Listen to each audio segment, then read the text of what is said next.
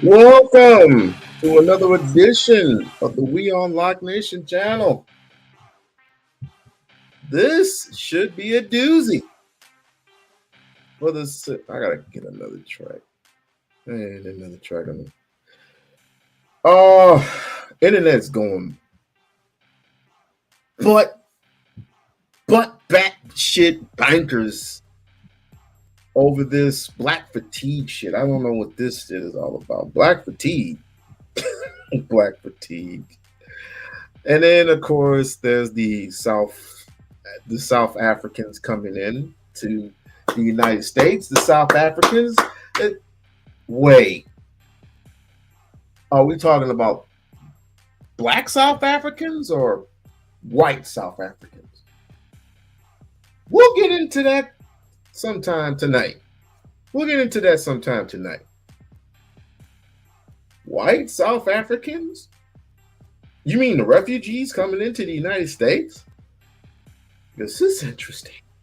Very interesting. Don't we have enough problems as Americans with blacks and Hispanics being in the country? You trying your damnness to get rid of the Mexicans. You're trying your damnness.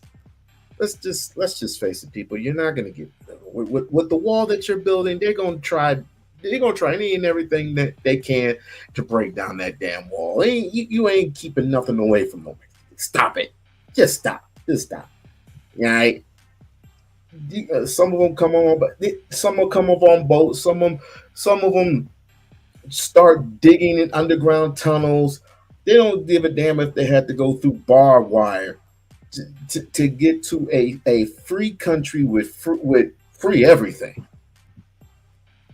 You're not gonna stop. Stop. There ain't no such thing. No such thing at all. Like, share, subscribe to the channel. Like, share, subscribe to the channel. And if you feeling lucky, please become a member of the We-On-Loc Nation channel. Now, I meant to do the Piers Morgan thing a couple of days ago, but that didn't even bother to cross my mind. So we're going to do that square straight away. And for those who don't know, for those who are catching up, or for those who are going on the YouTubes and the TikToks of the world, of course, we have this thing called black fatigue. Now, black fatigue, in my mind, instead of going to the dictionary, I'm just going to state what's in my head. This black fatigue thing is white folks getting tired of black folks. White folks get tired of niggas. White folks get tired of niggas saying the N-word around them and they can't say it. Black fatigue is something that Negroes, and I have a Pacific live event for Negroes who are tired of being a Negro. A Negro. I have a Pacific Live for you coming up real soon. I'm not on you black crackers quite just yet. I'm gonna make a separate live for you. This is not your time. This is not your time, because I've heard enough of you black crackers to last me a lifetime. The ones that like to give up on their Africanity and like to get along with a master. But anyway, back to these specific white folk that are allegedly tired of not saying the N-word around people that they don't like anyway. That don't make no sense. Again, you like whipping the shit out of black people and get tired of whipping the shit out of us. Make it make sense. That's not logical at all. The oppressor is getting tired of being the oppressor. Make that make sense, people. But enough of my rambling. Let's just get into what we got to get into. Because I don't know how long this stream is going to last. Because I got better shit to do, people. Because this whole thing is an absolute joke. It's an absolute joke. But anyway, fair use. Hey, call me the N-word, because that's basically what it's going to be. And scream. Oop, wrong one. Sorry about that. That was the wrong one.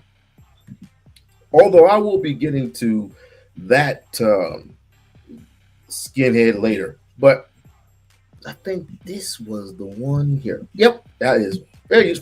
Gaines, the host of Night School on YouTube, on both of these funding pages, because people were quite obviously deliberately misusing them to post race-baiting commentary. Absolutely. I mean, if you go through some of the comments on either of them, you have White Lives Matter on one side and like suggestions that the teenage boy who was stabbed was somehow like a manifestation of its crime, and it just a fight at a track meet that has nothing to do with racial hostility in the first place. And the poor father of this young man who died too said, please don't make this into a racial issue. And yet on his own Give Sand Go campaign, there are comments after comments saying this is White Lives Matter, we're avenging against Carmelo Anthony's family. Comparing apples to oranges for a boy that I would say definitively was defending himself versus a middle-aged white lady saying the N-word to a black autistic child. Now, as I stated before, I have a separate video for Negroes who always like to move goalposts and like to side with their oppressors. I will have a separate live for these people, but for the simple fact that a lot of these so-called people on the internet want to compare apples to oranges and not want and don't take this as a separate issue. Don't take this as a separate issue. I have a problem with that, and I also have a problem with gaslighting. I also have a problem with Negroes without backbones, but I'm a oh, Mark Lamont Hill. Oh boy, you gonna have to grow a spine one of these days. But let's get back into it. I mean, on all ends, this is ugly. I think that it's really co-opting the charity and community. I mean, I feel bad because I don't think this was the intention originally, but unfortunately I think that people are really starting to take over the charity industrial complex to make it into a victim industrial complex, and it's really sad to see. Well, we're going to have one of the founders of the The argument is we're being misrepresented here. We're being railroaded. This was a self-defense claim. This is not an act of violence. This isn't first-degree murder. I'm saying what they're saying. This isn't my argument. They're saying this is a first-degree murder claim that is wrong. This is actually self-defense, and we need the money to make sure that we get a fair trial. I think, and so whether you agree with his argument or not, I think raising money for a fair trial is different than raising money for a racist. Now you said that wrong, you coon. You're raising money to go ahead and buy houses and Escalades and Benzinos and all this other crap. You weren't thinking about a defense attorney. You can get a defense attorney for free. What the hell you take me for, you freaking coon backstabber? That's what these yahoos online are saying that Carmelo Anthony's family were doing, taking the money and buying stuff that they already have. Needless to say, they are privileged. Not like, it's a certain percentage of black families who are privileged in the United States of America. And when you see that, especially white folks, when they see that, it's like a cringing thing, right? It's always been a cringing thing. It's like a black man going to a white person and asking her hand in marriage, and all these white dudes are giving him the side eye. Even though I don't condone interracial dating or interracial marriage, I'm just seeing what I see. I mean, I think the common theme between the two, and this is not to pass any view about it at this stage, although I have strong views about it. I guess the common theme is that both of them say that as a result of all the publicity, they've been doxxed and had all their personal details put everywhere on media, which is, of course, the modern scourge which gets involved.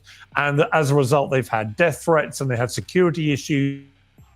And they have to move home. I understand that part of when you're at the center of a firestorm in America and you're not used to public attention, then the levels of intimidation, threats, and so on that can come your way can be extremely intimidating, if not outright dangerous. So it's different, really, to taking a view about either of the cases to simply say that the commonality is that they both, I think, have said, in defending the amounts that have been raised, is, well, we have to defend ourselves. Either, as you're putting it, to calls his case, the alleged killer, he has also, I think, had direct threats against him. And in the case of the mother using the N-word in that despicable manner, she has said she's had a lot of threats too. My quick response to that would just be, let's assume everybody's telling the truth. Let's assume she's telling the truth, and let's assume he's telling the truth. If he's telling the truth and he was doing self-defense and he's getting harassed and doxxed, and of course we already know lies have been told about his GoFundMe campaign saying they were spending it on mansions and cars, all the kind of racist tropes. If that's true, he's being mistreated, and I think that's a sort of very easy case to make. When it comes to her, however, let's assume she's also telling the truth, that she used the word, she thinks the kid was acting like one, she feels like she has the right to use that word against that small baby because of whatever age-appropriate thing the kid did. If she's telling the truth and she's getting doxxed and harassed, I don't know if I want to reward her behavior with $500,000. I don't think she should be doxxed. I don't think she should be harassed. I think she has been mistreated to the extent that no one should be. You have a right to be racist. You have a right to free speech in this country. But I'm not donating money for it, and I feel a lot worse about her GoFundMe than the one for the person who's been. Well, Mark, you don't have a choice. It's called white privilege. I'm white, and I say so. You want to fund your way of life? That's just fine. We're going to fund our way of life. We're going to fund our freedom. We're going to fund our defense. We were attacked. I'm talking about white specifically. We were attacked by a 17-year-old boy who had no business going into another person's tent. And all we ask him is, nigger, get up off of our team's bench. That's all we said to the little boy. And he threatened us. Who is he talking to? Do you know who the hell you think you're talking to? You're talking to white privilege. Here in America, yes, the America-KKK of society. So you're wrong. You're wrong, Mark. The railroad. Yeah. Well, Lily Gaddis, you posted a defense of Shiloh on X. It's been viewed 2.5 million times, in which it was entitled "White People Are Finally Fighting Back. Stand with Shiloh Hendricks." What did you mean by that? Tax day has passed, but for millions of Americans, that's where the trouble begins. Here's the thing. White people have been under attack for years. It's been systematic racism. As much as black people and people of color want to talk about systematic racism in the United States, it's quite the opposite. They get preferential treatment when it comes to getting into getting into colleges. White people, on the other hand, have been getting attacked relentlessly. Look at 2016 and BLM and all the riots. We just had to sit back and watch people burn down our cities and do nothing. You've been attacked for years. Oh, okay, all right. I guess you just woke up on the wrong side of the bed. I guess you just came from Mars. Hell, I guess you came from Jupiter. You being attacked? By who? Who black would want to attack you? This is like I hear some Negro saying that white people want nothing to do with you. Where do we get all this bullshit from? I just where's Dr. Khalil Muhammad when you need it? So the way to fight back against essentially this anti-white hatred that's been systemically, ingrained in U.S. society is with white unity. We don't see white unity on hang on. Okay, but hang on. Sorry, just to be clear, this has got nothing to do with anything you've just said. This is a disgusting racist woman who repeatedly spews the M-word. Oh, and just a clarification, Piers Morgan, I don't like your trifling ass too. Just to be perfectly and fundamentally clear, you have motives, and ain't this the reason why you try to get Dr. Umar on your show? Yeah. There's motives behind your bullshit, but let me continue. First at a young child, and then at the person taking the video of her, does it with complete impunity, does it numerous times. We're talking about a bona fide, questionable risk. And so I don't understand why what you've just said to me bears any relation to white unity or anything that you've just said. She's just a racist. End, isn't she? You wouldn't dispute that. It's not her. It's about her. It's about white people coming together and supporting another white person. And it doesn't matter. Why would you want to support a?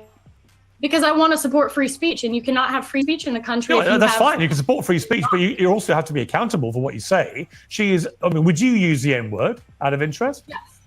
You would? She already has. Mm-hmm. I do quite frequently. You use the M-word quite frequently. Well, why?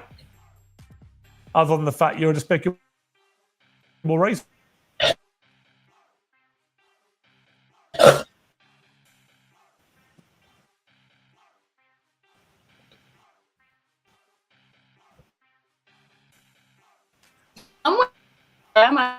According to the ADL, I'm a white supremacist, I'm a Nazi. But if you admittedly, you are.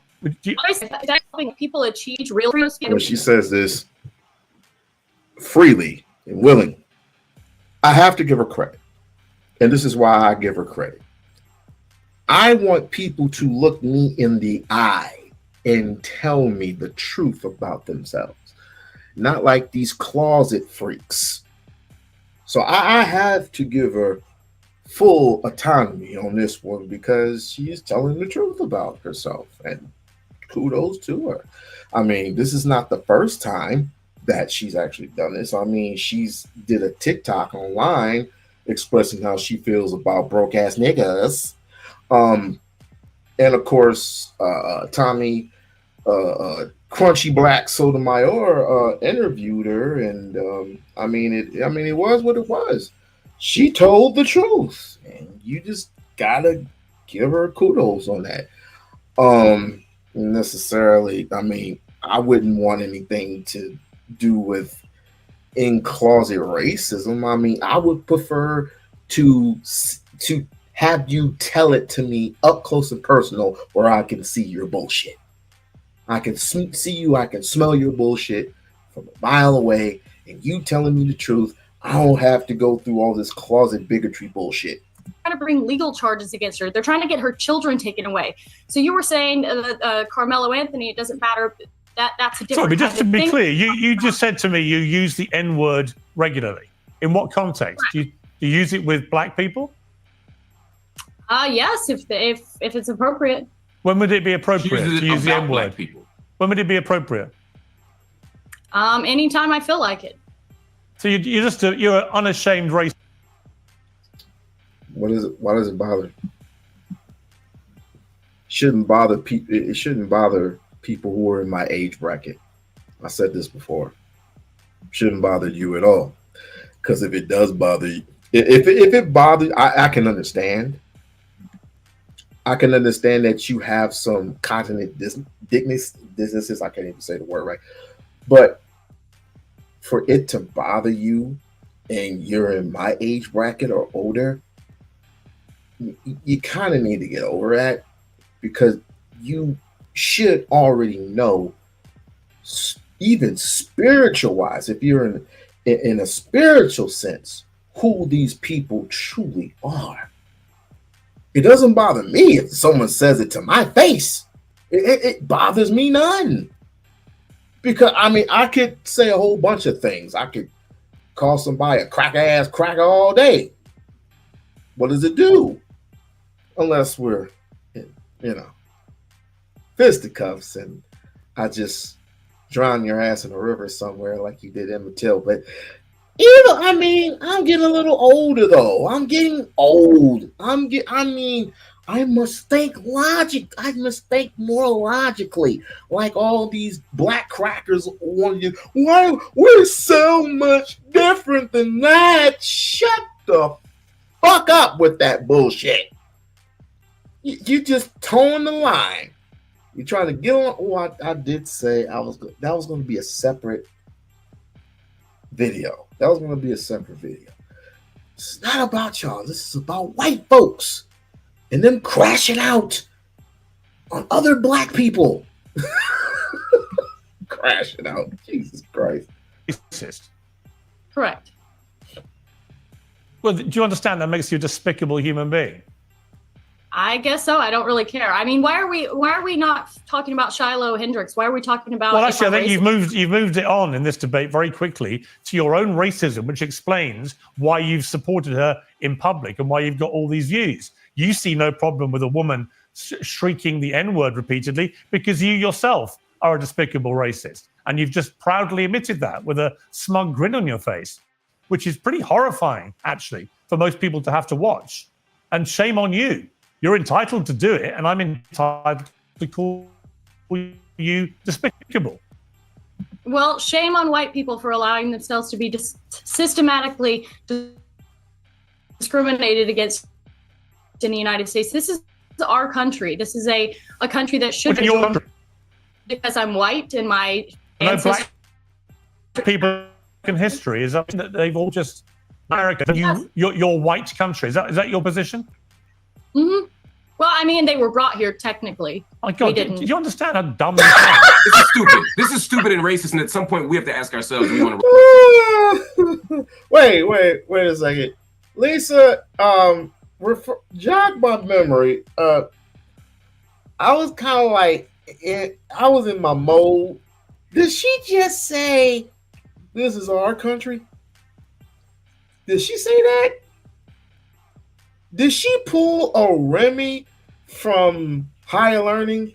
This is my world, my country, my world, my country. You're nothing, Malik. You're nothing. Did she just pull that shit? Oh, this is your country, huh? Oh, okay. It's your country. Okay, all right, got you. If this is your country, then why the fuck are we here?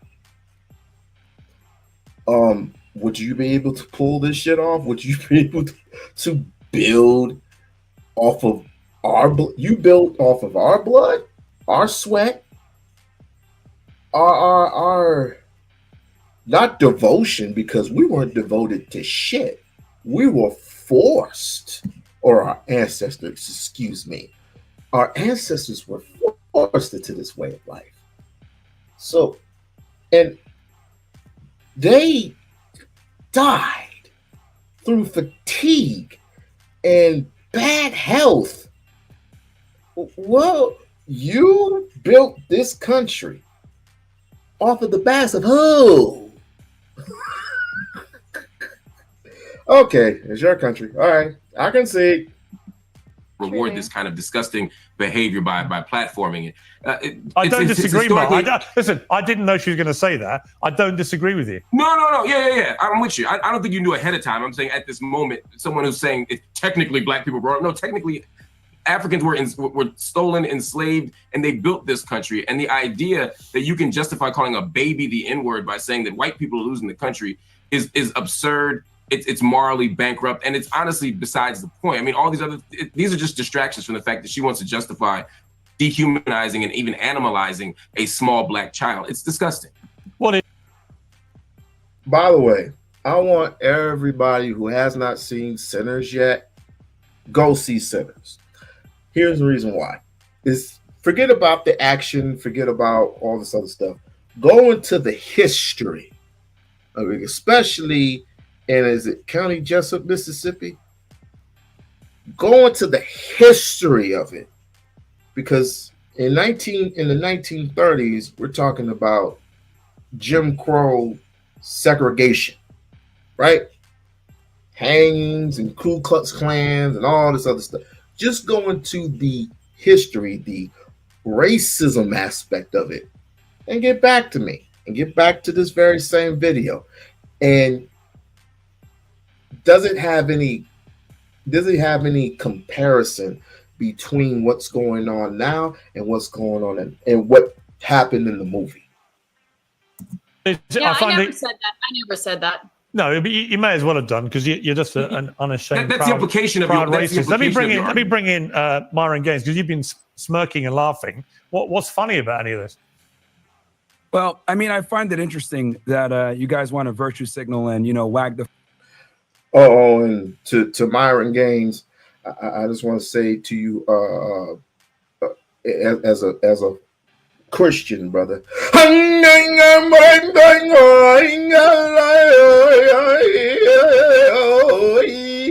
dumb motherfucker.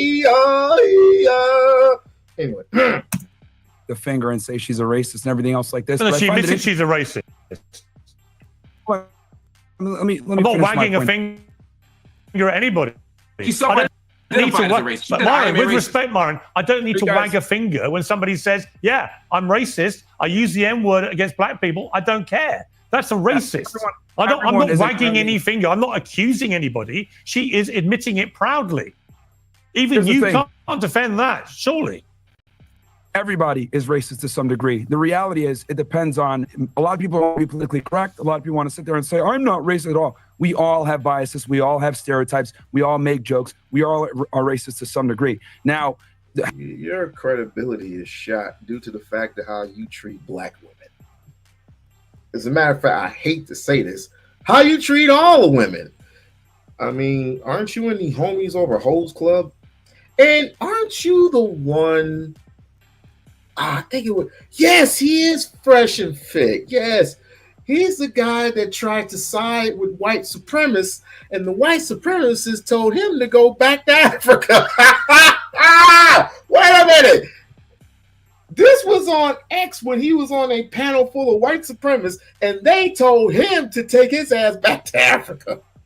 So if he has a problem with white supremacists and white wingers, and we don't want him nowhere near the black community, he has a problem there. Oh, gosh. How racist you are is a whole other situation, but everyone is racist. That's number one. Next thing I want to say. See, I think this Shiloh Hendricks and Metcalf situation is a microcosm of a much bigger problem. And that bigger problem is what I call systemic organizing. And what I mean by this is for decades, we've had black people literally running around with black supremacy, committing crimes, not getting accountability for their actions, and then they blame the system for it. For example, George Floyd, criminal. Ferguson, criminals. Freddie Gray, criminal. A lot of these people are criminals. Who was the first name he said? He said, man, I'm blanking out. The first person that he said, George Floyd. George Floyd did do a criminal act, which forcibly would possibly lead him to possibly one day of jail time, and he's back out on the streets because, according to the reports, he came out with a fake $10 bill or a $20 bill or whatever. He's going to go into the store. He got the police called on him, and then they basically grabbed him, threw him on the ground, put their knee on his neck. Whatever happened to innocent until proven guilty? I guess he couldn't prove himself to be guilty because he ended up passing away due to non-oxygen. And all of a sudden, 10 months later, he had crack cocaine in his system. Really, guys? Really? Don't you just love it when white folks move the goalposts? Criminals, and what ends up happening is they challenge the police officer, they get into a physical altercation, things go left, they die, something happens, use of force is utilized, and then they want to cry about the result. When in reality, it's not the police killing black people, it's black people killing black people. And if you want to talk about black on white violence, black people kill white people 2 times as much. And on top of that, most of the shootings in America, a lot of the times, are white cops killing other unarmed white men. So this whole systemic racism or police brutality or, oh, it's all so messed up. The reality is this. Black people have been able to get away with a ridiculous amount of privilege in America for a very long time. They're able to be racist with impunity. They're able to call white people crackers without being challenged back. And quite frankly, white America's had enough of it, and the chickens have come to roost. Now, look, am I saying that's awesome? Am I saying that's great? No, but for literally the better part of almost 2 decades since the Obama era, we've had to have BLM and liberalism shoved down our throats, and quite frankly, we're all tired of it. I would address him in the way that Tariq Nasheed would address him, but I'm smarter than that. I'm just going to put it to you like this. You're a victim of so many things. But yet you play the game the way you want to play the game and wonder why you lose. Most of your supporters are what? Whitish, Sudanese, whatever. You're losing their support as well, sir, because you come off a certain way. You can't expect to treat women 90% of the time. You can't treat women like they're trash 90% of the time because you don't get the results that you think you should get. It's almost like Officer Tantrum. When Officer Tantrum, and by the way, big boy, just because you're 6'2", 285 pounds, that don't mean shit. It don't mean shit. You just pushed a couple of scared white kids. Try pushing people like me around. I'm only 5'10", 240 pounds. I can get with you in so many levels, it's ridiculous. So don't try with innocent white civilians. Try it with people who actually will fight back. Now, with that being said, let me go ahead and click the video. Right, but just to be clear, you would have no problem with one member of this panel openly saying she uses the M-word at black people with impunity and is proud of being a racist. You have no problem with that? My worldview on the protection of the First Amendment and freedom of speech overrides my personal feelings. She has the right to say That's fine. it. You can support the First Amendment, but you can also have a personal view about what she said. My feelings are irrelevant. The Constitution is the Constitution. That's what matters. Oh, that's fascinating. Hold on. So when it comes to chastising black Americans about their behavior, about calling white people crackers, as you say, about their moral claims, about the racist system, you can levy a judgment against black Americans for all the things they do. But when it comes to this woman saying the N-word, and this other woman endorsing it and saying that she herself uses the N-word, now all of a sudden we can only talk about the Constitution and the legal right. We can't offer any moral judgment against it. That's disingenuous. And it's as the only black American up here, that's quite frustrating to hear. Here's the thing. If you want to be soft and get offended by that, that's your fucking problem, not mine. Let me ask Ricky. We're not even. Let me ask Ricky. Ricky, this isn't about being soft any more than when you were desperately saving these white people. Hold on. this sensitive nature that you have is precisely why we have this problem. It's not about being sensitive. It's about I didn't articulate. Hold on. Let me finish, Myron. Let me speak and then I'll let you respond. Myron, sure. I didn't articulate any sensitivity here. What I said, in the same way that you levied a judgment against Black people, I'm levying one against the claims you're making. I'm no more sensitive than you were when you made your claim. I'm simply saying I disagree with you. And to immediately jump to you're being sensitive is just a distraction. I'm making an argument here. Just respond to my argument. If you're struggling with sleepless nights and exhausting days, you might. No, and my argument to respond to that is this: political correctness, liberalism, and making sure that we are politically correct and don't use certain words could offend people is precisely why we're in the situation that we're in. For decades, we've had to literally tiptoe around saying certain things around certain people, while the other group of people has been able to have impunity and be able to be as racist as they want to be, as violent as they want to be, without any type of consequence. And if you call it out, you're labeled a racist. The reality is this: Black people don't want to live around Black people. I don't want to live around a bunch of Black people. I move to neighborhoods where it's majority white because I know I'm safe. Now, this is uncomfortable reality that no one wants to say, so I'll say it for them. Black people commit a lot of crimes. A majority of the violent crime committed in the United States is committed by a small percentage of people, and they tend to be Black men. Look, the reality is the reality. People don't want to say it, but the political correctness and being nice and not wanting to tell the truth is precisely this problem. And the reason why you're seeing all the support for Metcalf and Shiloh, etc., is because white people have not been able to step up and say what they want to say. We're talking about a 5-year-old boy. All that irrelevancy that you just spewed out of your mouth what does that have anything to do with a 5-year-old boy?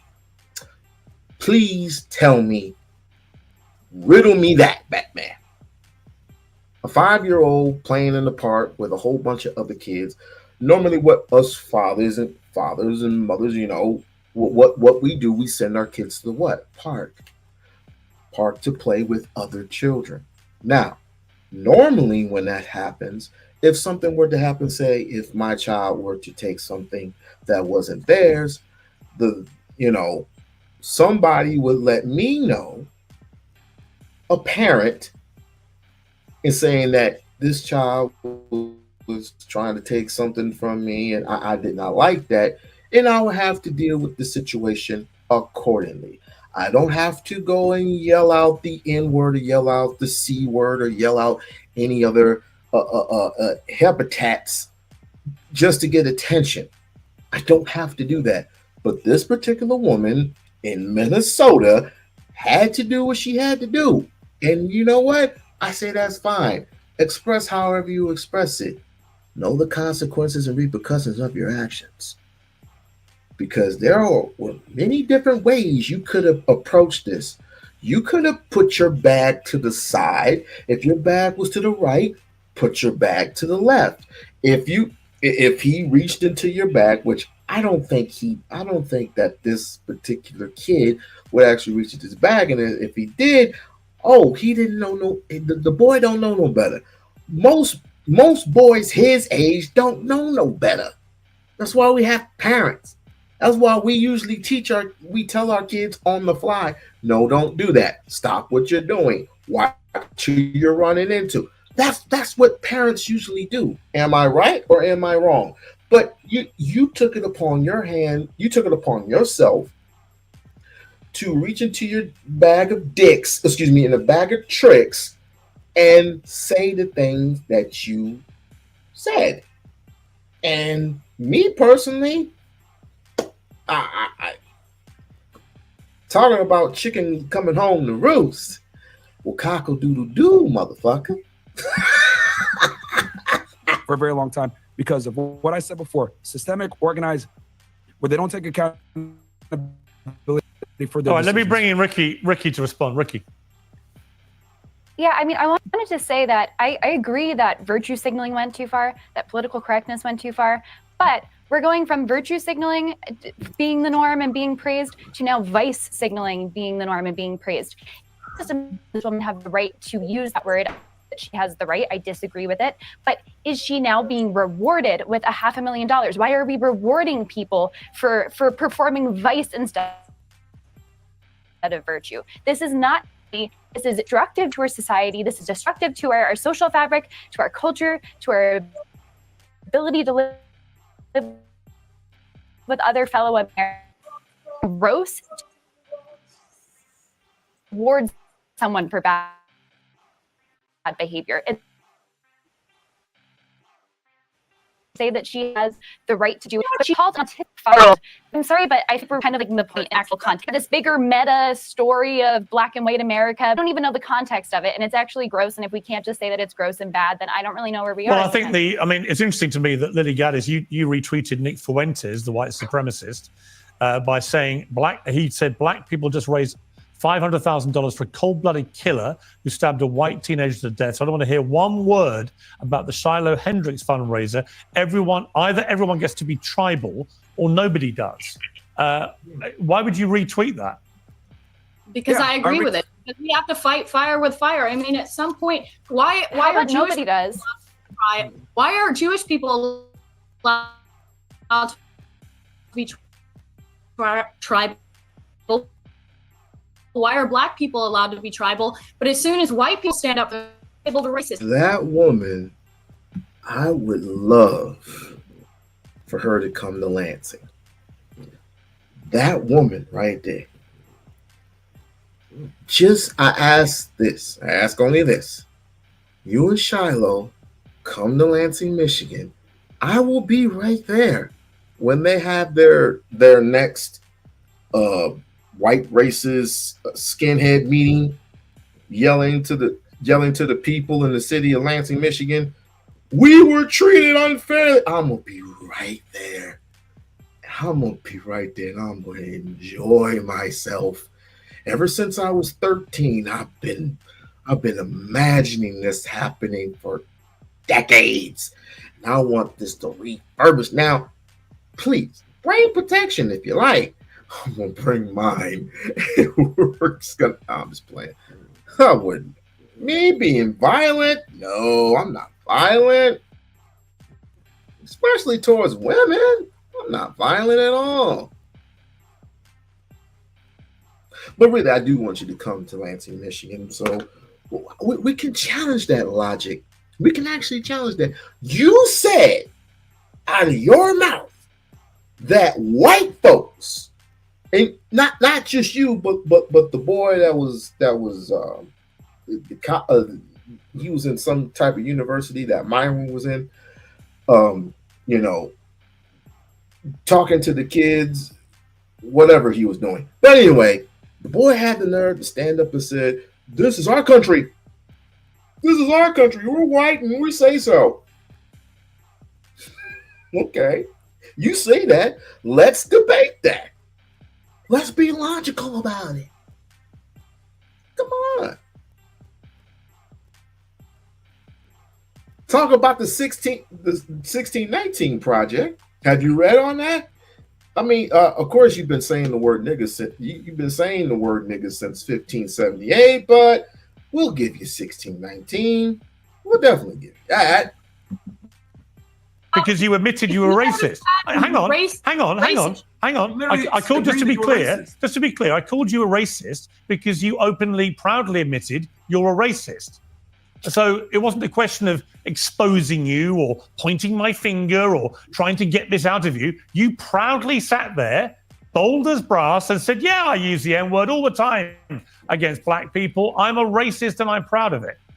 That's what you did. Racism is just having a preference. I prefer not to live around Black people. I prefer not to live in a country where white people in our country are disproportionately attacked by Black people. Where in my country... Where specifically are you attacked, ma'am? Where specifically do Black folks have the time to attack somebody like you? Attack somebody who it's probably, I would say, 0.5%. I'll even give you 1%. He must be a desperate crackhead or something, because average people like me and my brothers and my cousins, when do we ever have time to attack you crackers? When? In what world? We ain't that desperate. So you must be telling a lie. You can have an Austin Metcalf where he asks a guy to leave, and he gets stabbed in the heart. I prefer that. That's a preference. Now, what a real racist is, in my opinion, is seeing someone as less human. I'm a Christian. I believe everyone's created in God's image. So I don't see anyone as less human. But that doesn't mean I'm not allowed to have a preference and say, I don't like what happened. Yeah, there's the religion, the Christian excuse. To be coming out of this community or that community. How is that a bad thing? How is that not just a preference? Because you've literally made black people sound lesser humans. You don't want to live around them. You want to use the N word in relation to them, a word that you know. No. I don't blame that on her. I blame that on Nick Fuentes. Nick Fuentes said it out of his mouth that he doesn't want to live near black people. Okay, fine. Move the fuck out. I just feel sorry for those particular black folks who want to move right where he lives. It's insanity to me. Every time white people leave to go to a different suburb, you go right with them. I have no idea where that comes from. Maybe some people are right with what they're saying, that you're not unchained yet, that you're not woke enough yet. You better straighten up and fly right. Causes that community unbelievable offense. My fault? Is that my fault? If they have bad behavior, if they want to act in a certain way, if I have to cross the street and be afraid that maybe because of the crime statistics that are very real, by the way, is that my fault? Or is talking about a kid? We're not talking about a grown adult. You're moving the goalpost here. We're not talking about a grown ass man, 21 and up, walking the other side of the street just because I have a hoodie on. Most of the times I have a hoodie on and I go to Walmart or I go to 7-Eleven or a small market place and I go to shop. People say, "Hi, how you doing?" "Hello, how are you?" I pull out my card, I pay for my gas, I pay for my drink, and then I leave. And they usually say, "Is there anything else we can do for you?" I say no, I dip. It's not my fault that a very small percentage, you're making that very small percentage, making it bigger than it shouldn't be. But that's how white people perceive us black people to be. And why do white people have to be all up in our business? Since it's such a fatiguish type of a thing, why the fuck do you have to be all up in our stilo, our sandbox? Don't you have your own sandboxes? Is that their fault for having bad behavior? That's mind-boggling to me for multiple reasons. I mean, we're talking about bad behavior. We've never lynched you. We've never enslaved you. We've never done any of the deep-seated structural forms of. Mark, every time you talk, my teeth go like this. Mark, listen, Mark, come here. They don't care. They don't care. As long as you are here and breathing air, they do not care what you go through. They do not care about your circumstance. Hell, they don't even care if you're if you're a black man married to a white woman. They want you gone. And that didn't even make sense, the last thing I just said. They want you gone. And let's just say that most of black people are erased from existence. Not one single black person is here in the United States or here on the face of this earth, which is impossible because each and every time you mate with a black woman, and a child comes out half white or half black, that child is considered an African American. Get it? But beside the point, they do not care, Mark. They do not care if you grown status. Look at Whitney. Look at Michael Jackson's situation. Look at Prince's situation. Look at Charles Barkley, Michael Jordan. Every time they grow in status, do you think they get fair shake, fair treatments? No matter what you do in this world, you are still considered a nigga. You can be the greatest lawyer. You can be one of the greatest lawyers, aka Johnny Cochran. You can be the greatest lawyer on the face of this earth. You can be a great teacher, Booker T. Washington. You are still considered a nigga because they hate what you are and they hate what you stand for. And I don't know why Anton Daniels doesn't see this. He only sees opportunity. He doesn't see color. He doesn't see race, which is stupid. He only sees an opportunity. They see an opportunity too to get rid of your punk ass whenever they see the perfect time to do it. Ask Cuba Gooding Jr. what happened to him. Ask Holly Berry when she married a white man, what happened to her? Injustice to white people that white people have done to black people, and yet to claim some kind of moral superiority in the midst of, and again, in the context of a conversation where a white woman is calling a 5-year-old autistic child the N-word, and we're talking about people's bad behavior. This is the idea of finding this honest argument. Just to take us back to the point here, the people who are supporting Carmelo Anthony's campaign believe that he was wrongfully charged, and they're trying to get him legal defense. The people who are defending this woman are saying, yes, we know you called the 5-year-old autistic black child the N-word, and we want more of it. We approve of it. We support it. These are not the same thing. And it's bonkers to me that we couldn't all stand and say, hey, it is wrong to call a 5-year-old autistic black child the N-word. I mean, Myron, let me just ask you that question. I think this is a yes or no question. Correct me if I'm wrong. Do you think the woman was wrong to do what she did to that child in that park? I don't approve of that. But what I will say is that it's very important to understand the entire context of what led us to this position. Because again, Metcalf and Hendricks is a microcosm of a much larger problem. Earlier, we were talking about tribalism when you were mentioning Nick Fuentes' tweet. Here's the thing. Black people could be as tribal as they want to be. You have people like Tariq Nasheed, Dr. Umar Johnson running around about black power and marry black women and keep it in the hood and all this other stuff. But if white people assemble and say, you know what, white power, we need to keep our nation white, they're immediately ostracized and labeled. First of all, why is it every time? I don't know what type of beef that you had with Tariq Nasheed, and I'm not a Tariq Nasheed fan like that. But whatever beef that you have with him, because you always seem to mention him in your debates. You always seem to mention Umar in your debates too. Umar don't want nothing to do with you, dude. He don't even know you.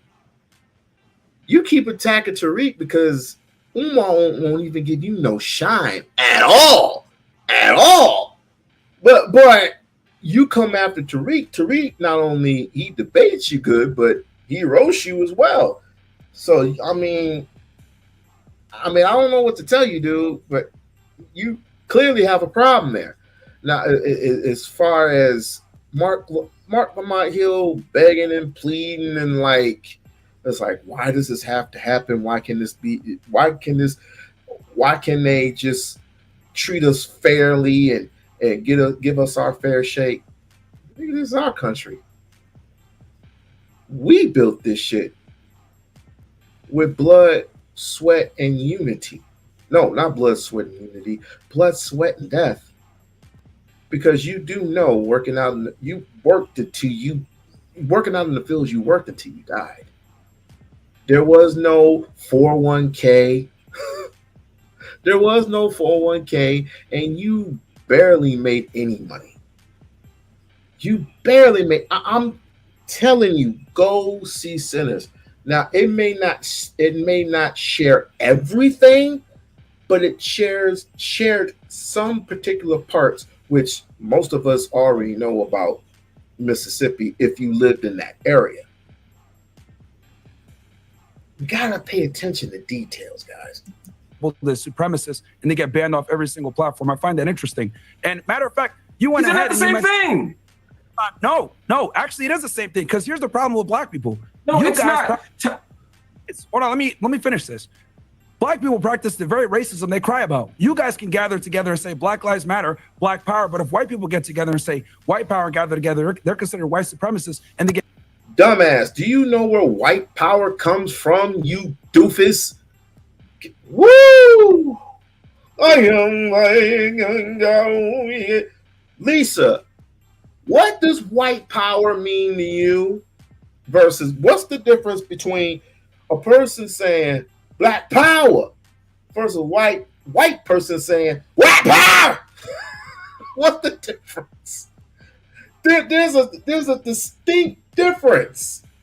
A distinct difference in its spiritual meaning, in its I can't even say the word right. Just looking at it in a spiritual context. One is made for good and one is made for evil. Black people who are expressing black power never harmed nobody. The Black Panthers back in those days never harmed any white person, never harmed anybody at all. As a matter of fact, if we weren't healers, we were protectors and we were providers. White folks with red cheek. Oh my goodness. Never mind. Get banned off every single platform. Why is that Jared Taylor and Nick Fuentes are banned off every platform for practicing white nationalism, but black people are allowed to stand every single platform getting interviews on a Breakfast Club? Explain that to me. There's a two-tier situation here where people are able to benefit off of being. Maybe because they didn't invite your crazy, scandalous ass. Racist, while whites are not. And what we're dealing with right now in America is literally a backlash to this black supremacy has been able to run around unchecked for a long time, and no one has the balls to call it out. Here's the other thing I want to say. Everyone's flipping out over Shiloh Hendricks saying the N-word. Hey, can I respond to the point you just made, though? No, hold on. Nobody flipped out like this when the United States was getting destroyed in 2020 because of black protests destroying every liberal city in America. So I don't want to hear it about, she made $100,000 because she said the N-word. Who cares? They destroyed billions of dollars of structure because someone got killed who was a criminal. That's the problem in America. You guys get a privilege that no one else gets to enjoy. You could be racist. Okay. And all right. I am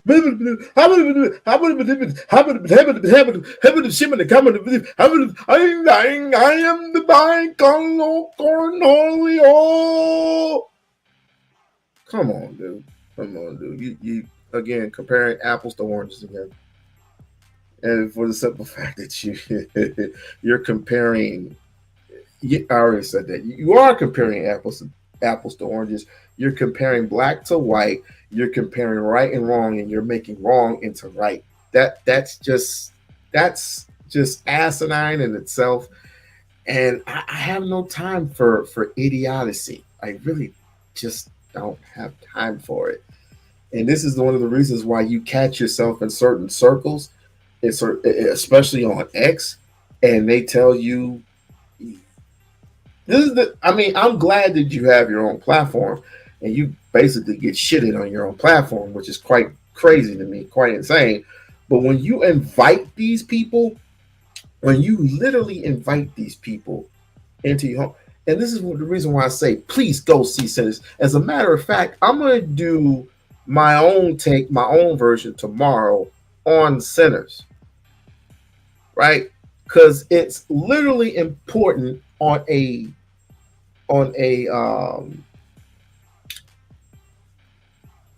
race tip, on a spiritual tip, how these two are compared today. And a lot of people don't want to talk about racism all that much because some of us believe that racism don't exist anymore because we've been given opportunities.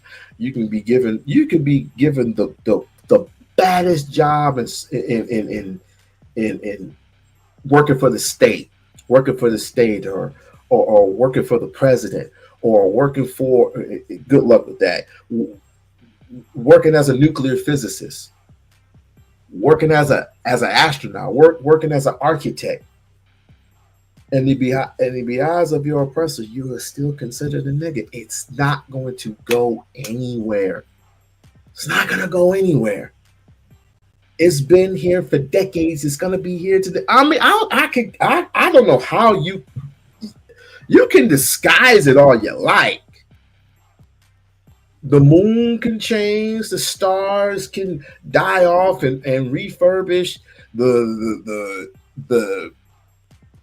plate tectonics can go each and every single way. We can have meteor showers. It can devour most of the city. I mean, we can travel to Mars and back, right? We can discover Mars. We can discover other planets. Once we get back to this head, racism in the United States of America, or no matter where you go, it's not going to go away. But Black people, these particular Black people, want to cover it up so vaguely that they don't believe in racism themselves, because they've been splashed with a good dose of it, that they just quit. They rage quit. You're not going to get me to rage quit over something that even though I don't see it every day, that doesn't, just because I don't see it every day, just because I don't hear it every day, does not mean that one time, even though I've been through it for most of my life. I've been through racism for most of my life. I've been called the N-word so many times. At one point, I thought it was my name. I've been threatened by white people before, with knives and with guns. I'm not worried about Black people. This is the one thing that we need to learn from each other. I would love to be in a actual box with all of us, people who are pro-Black, people who are non-pro-Black. I would love to be in that circle, so we know who to get fucking rid of. This is our problem, not yours. But what white people are really complaining about is them want to be infiltrating into our box, into our inner circles, because they want to get along. No! Go to your own goddamn sandbox. Leave us alone to our devices so we can pretty much figure out who's who. And we don't need to have you make a decision or say what you need to say, because it's irrelevant. It's not irrelevant. Go to your own goddamn sandbox. Why is it that you have a problem with saying you can't say the word? You're the one that gave it to us, numbnuts. You're the one that gave us the word. You're the one that flipped it on its head. We truly believe that word comes from a different type of perspective, a different spirituality. It's called king. But you flipped it among its head and you called it dark and gloomy. Anything that does not resemble power. And I understand what the Christians say. You're the one that's giving it power. No, they're the ones that put it in our hands. And then we gave it power because they put it in our hands. They put it in our heads to say that we are this particular person. And so what did we do? We embraced it. We embraced it in a positive way, and we embraced it in a negative way. Now all of a sudden you want to bitch and moan and complain about the word that specifically was given to white folks, given to us by white folks. And then you want to kowtow to these motherfuckers and particularly say, we're in the wrong because we embrace the word that was given to us by white people? Don't worry. I got a separate video for you clowns. I have to hang on. I'm going to hold it there. We've got another guest joining us. Mark, I'll come back to you to respond to that in a moment. But we've been joined now by Jacob Wells. He's the Christian founder of the Give, Send, Go donation site that both campaigns have been hosted on. Thank you very much indeed for joining me, Mr. Wells. First of all, your reaction to what seems to me to be a blatant hijacking. Let's go back to the panel there. I mean, Ricky, it seemed to me a lot of inconsistencies in Mr. Wells's position, not least the donning of the Christian hat when it suits them, but then removing it when it doesn't. You know, I think it's definitely tough to make the call here and there and where to censor. I err on the side of not censoring as much as possible, but I agree with you that the selectivity of having issues with abortion, but not with these campaigns is certainly a problem. But I also want to go our point forward to and make the point that I hate this argument that because some people were tribal, we should be tribal too. And shouldn't we want to live in a society where we say tribalism is bad in general and negative in general, and so therefore we should be towards individualism and not fighting tribalism with more tribalism? I think that's a net negative. I agree. Myron, your last words on this. Okay. Natural human instinct, like we are literally designed to want to be in communities and want to be a part of a set of community because it ensures our survival. It's been that way since the beginning of time. So the thing is that people are typically going to align with people that share similar features, and that's why we have the tribalism we have going on right now. So the problem is, it's not going to go anywhere. The problem is that we've had this penting up for literally decades, and this has been a response to it. You have people that are coming out and supporting someone who you guys might deem as a terrible racist, but I think it's also very important to understand how we got here, because if we're going to look at the smaller problem, we can't look at the bigger problem. And it's what I said before, unchecked systemic. All right, Mark Lamont Hill, your last words on this. Please like, share, subscribe to the channel, like, share, subscribe to the channel. Support the We-On-Loc Nation channel / what did I usually call it? The Loc sector. The Loc sector consists of good, honest individuals who come up to the live stream, and we have good, faithful, logical conversations. Black, white, indifferent. I try to keep it all black, but I can't stop white folks from coming over here and doing what they do. It is what it is. But I mean, this is not my this is not my app. This is just a platform that I pay for and I basically do for a hobby. But in this particular case, if I had my own damn app,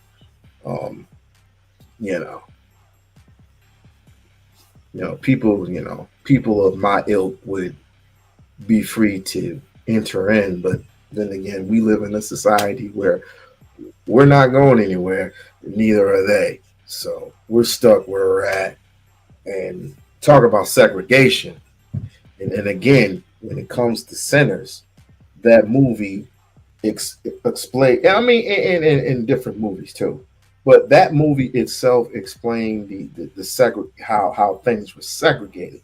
I mean, you had your side of the street, we had ours. We sold goods, they sold goods, and even though we had different variety of people, having owning and controlling their stores and everything, owning and controlling their goods, you had a variety of people. You had Asians, and I believe you had Asians, and you had I believe you had certain Italians. I think you had certain Italians. I'm not sure, but this is the reason why I had to see it again. But you also had one part of the side that was segregated, full of black people, and the Asians came in. If you had money, then of course you had the product, and that's where We need to analyze these things, and we need to talk about these things. The past versus the present, and how we're going to go into the future, having a more positive approach when it comes to our people. I could care less about what white folks are doing. They're again, we're living in a society of white privilege. I don't want to say I don't want to say racism again because people get triggered by that. So it's a privilege, and white folks have plenty of that. Just repeated use of the word. I think first of all, I want to just register that as offensive, particularly as someone who doesn't identify as a member of that community and who is not. Right? I think that's incredibly. I'm the definition of African American. I'm the definition of African American.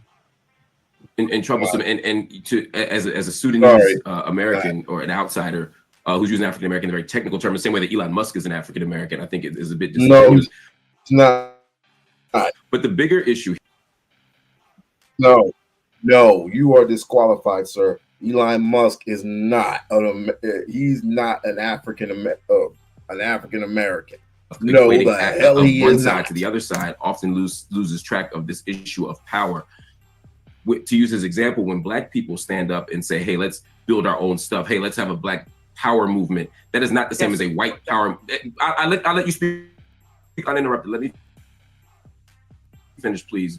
My Sudanese brother. So when a Black person says, hey, let's preserve our culture, I have no problem with Italians or Irish people or anyone else saying let's preserve our culture. But when we don't talk about ethnicity, but actual race, and white people say let's preserve whiteness, it's an exclusionary practice. It's about preserving laws and practices and tactics that do harm to other people. A Black power movement was about opening stores and building businesses. A white power movement was a white power. That's the giga. A white power movement was about something very, very, very, very different. A white power movement included lynchings and included Ku Klux Klan, etc. So let's not pretend that these are opposite sides of the same coin. When white people say, let's save our country, and even using language of our country, when Black people built this thing, when you say that, you're talking about forcing people out of the country. You're talking about laws that discriminate. You're talking about doing harm to people. Let's not pretend these are the same thing, just like these GoFundMe campaigns are not the same thing. I'm okay if everybody gets out of the GoFundMe industrial complex. I'd love that. But let's not pretend that supporting someone for a fair trial is the same thing as supporting a grown white woman berating and calling the N-word to a 5-year-old autistic Black child. And the fact that everyone in here can't be unanimous in condemning that says exactly how they're not the same. I totally agree. I'm going to go to Lily Gaddis in more time. I mean, you've been so unashamedly proud of being a racist today, proud of using the N-word whenever you feel like it. You've had a bit of time to think about this. Is that how you want people to leave this panel debate, with thinking of you as a disgusting racist? I don't really care what people think about me. As long as you care about what people think about you, you have no power and you lose your country. What I care about is freedom of speech. And if you're not allowed to say the most offensive things in this country, you do not have freedom of speech. I don't care what anybody says. So that's the main crux of this situation. That's what I care about with this situation. It is, we have lived for far too long in a country where you can have your life destroyed. And people say, oh, she doesn't need this money. Her life's destroyed, by the way. She'll never be able to get another job. She's got children to have to support. And I don't want to live in a country where you can say an inappropriate, rude thing, which, by the way, Black people can say things to white people all the time and they never get canceled. There's no backlashing about this. I want to live in a country where people are allowed to say I would love to live in a country where people won't get looted and people won't get hung just because they have they're smart and intelligent and they have a different perspective about how power is perceived. I want to live in a place where infrastructure is built off of the hearts and the souls of Black people, my people, without infiltration, without financial struggles, with banks, with clothing lines, with healthy foods that you guys particularly poison. You poison the wells, you poison the water, you're poisoning the soil which food grows out of. So how fair is this? How fair are you guys? versus. I mean, of course you want us to eat your products, which is filled full of sugar. But correct me again. How privileged are you? You did say, by the way, that you built this country, right? You did say that. What they want unashamedly, and you will Well, go not on, then have say it. And this is where me and Piers Morgan we agree. Please, by all means, say it. Say it. Say it. Say You the will M- not have Go on, to say, speak. go on. Say Say the it. M word. Go on. Say it. No, I'm no, not no, saying- Hang on, hang on. Like, have y'all seen Batman? Y'all seen The Dark Knight, where Harvey Dent became Two-Face, and he was like, "Say it." Let's go ahead and say it. Say it. Invite no. I don't want you to invite this woman to say a racially harmful term in front of me because I'm the only on here. So if she says it, I'm the victim of it. So please don't invite her for ratings to call me the N-word, because that's basically what it's going to be. There's a bunch of white people up here, you and one Uncle Tom on the left here, and ask her to say the N-word while I'm here, because you would not sit here with a Jewish person and say, please use a Jewish slur in front of this Jewish. It's ridiculous. I understand. Said the word nigga, by the way, but go ahead. You don't have any bad intent, Piers. I understand what you're trying to do, but we already know Mark, I racist, hear you. and I don't want to invite a racial harm to me. I hear you, and I accept that, and we'll leave it there.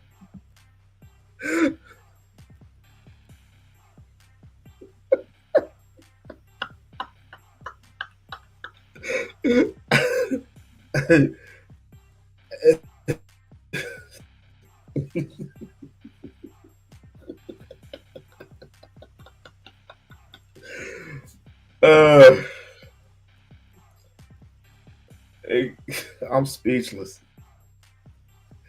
This dude crashing out over the N-word. I'm a victim. Lisa, are you hearing this? Are you seeing this? Mahogany, I'm so sorry, babe. I'm so sorry. I've been ignoring your chocolate self versus me having to deal with these crackers. Shame on me. Welcome everyone to the stream. Welcome. I'm still tripping over Bart. Bart, he lost his cool, didn't he? No, don't you say I had to interview that dude. Was like, what made you crash out at the end? Really, dude? Really? I mean, the only time I ever crash out is someone does what they did to me a couple years back, and that's pull a knife on them. That's the only reason. That's the only way I crash out. But other than it, it's like, okay. It's like, what up, nigger? I'll be like, what up, Skeeter? What up, redneck? How you doing? I mean, we're talking about a 5-year-old boy here. It is completely wrong and completely twisted for you to try and challenge a 5-year-old boy. That's just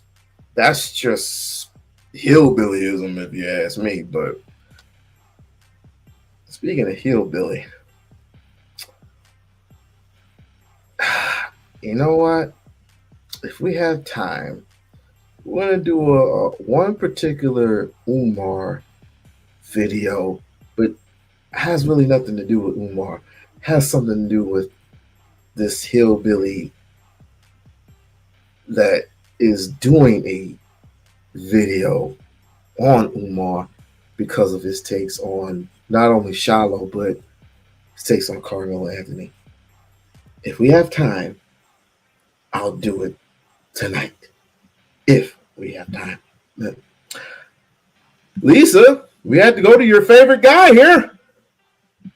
Because your favorite guy here, he's boy, he makes me laugh. He talks when we talk about black fatigue, what in particular are we talking about, Mr. Waters? There he is. way worse than that. Black fatigue. We're going to stop listening to black people. Well, said someone who lives in Davenport, Iowa, and knows a 1.5 black people. Oh, we'll get there. Let's go back to the beginning. Black fatigue is real. I think society that they want to praise this woman. Oh, the victim mentality. All of a sudden, white people are the victims.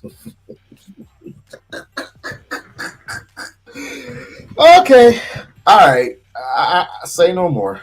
You're the victims.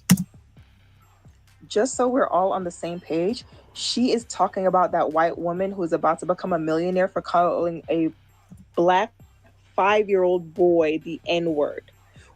She is talking about a white woman who used a racial slur against a little black boy, and she is saying the reason why people are praising her is because they're sick and tired of black people's ghetto-ness and complaining and being perpetual victims.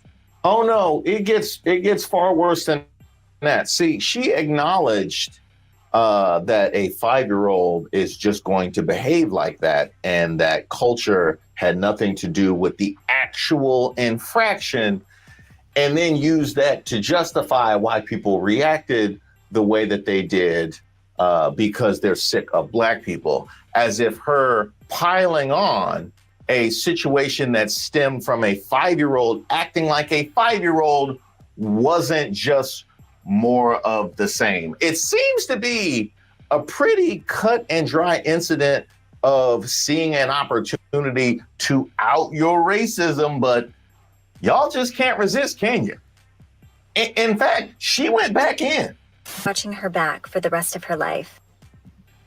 Yeah, because that's not thuggery, hoodrattery, animalistic. This is why people have black fatigue. When you act like this, it's not normal behavior. People do stupid stuff. People say stupid stuff. That's life. It's not normal to threaten to unalive people because you don't like what they're doing. So just so I'm clear, internet moms is thuggery? Is that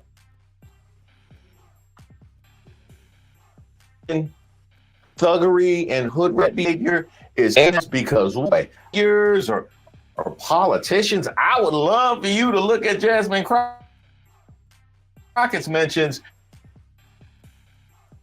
since that's evidence of and thuggery, and I call this which one, but feel free to tell. I'm wondering what future Elon Musk's ex has when that behavior is now denounced by the. I didn't know that was. They have no idea that's rhetoric. But here we are. Getting sick and tired of opening up TikTok and sprawl in the airport, like literally the most ever. Tired.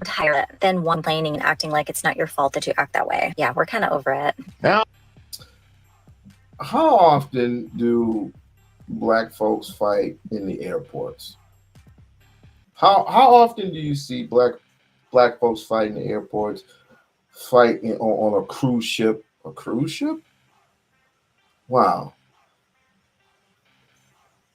You get a one-time incident.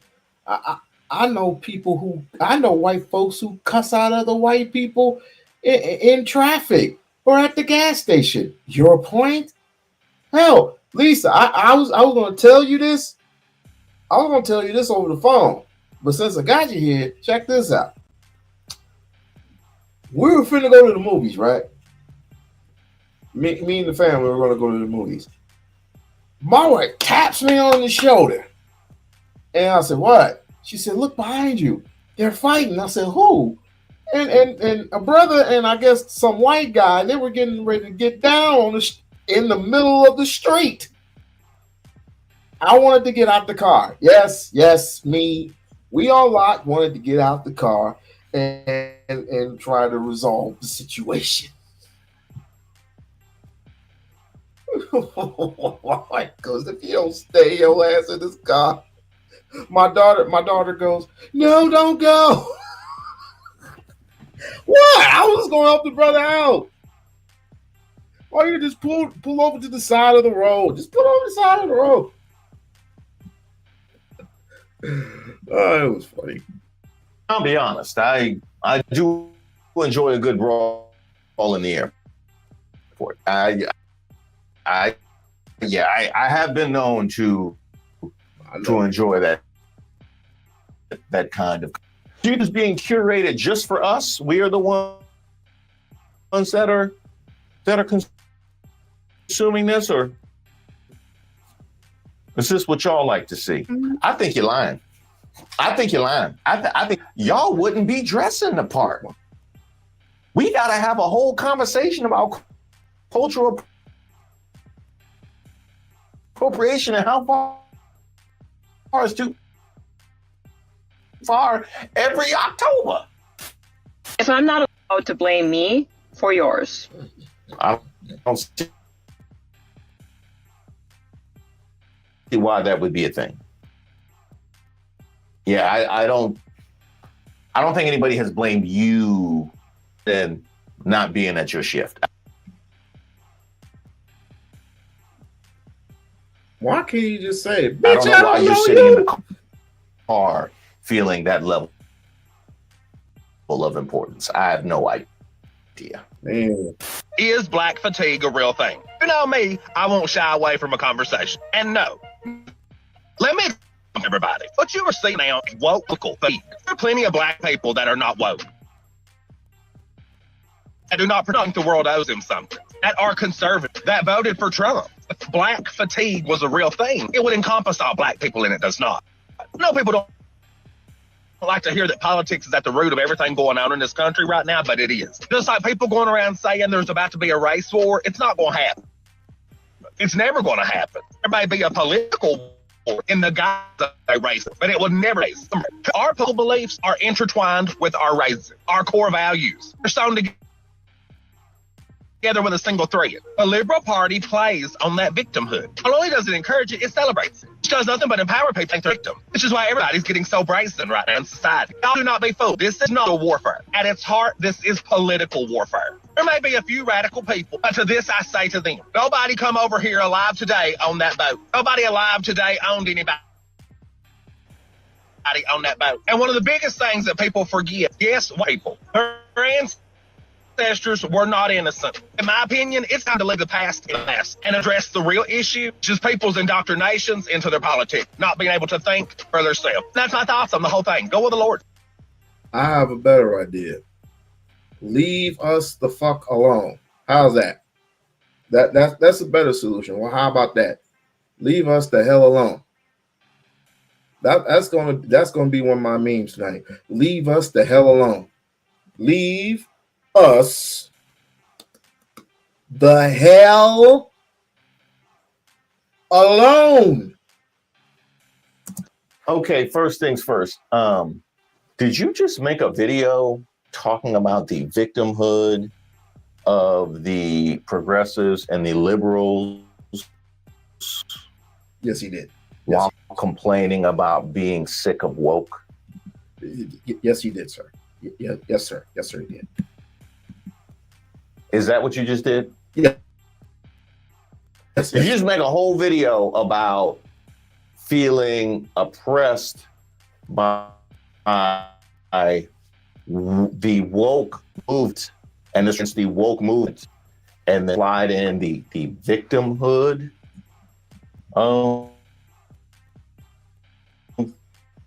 That's what you did.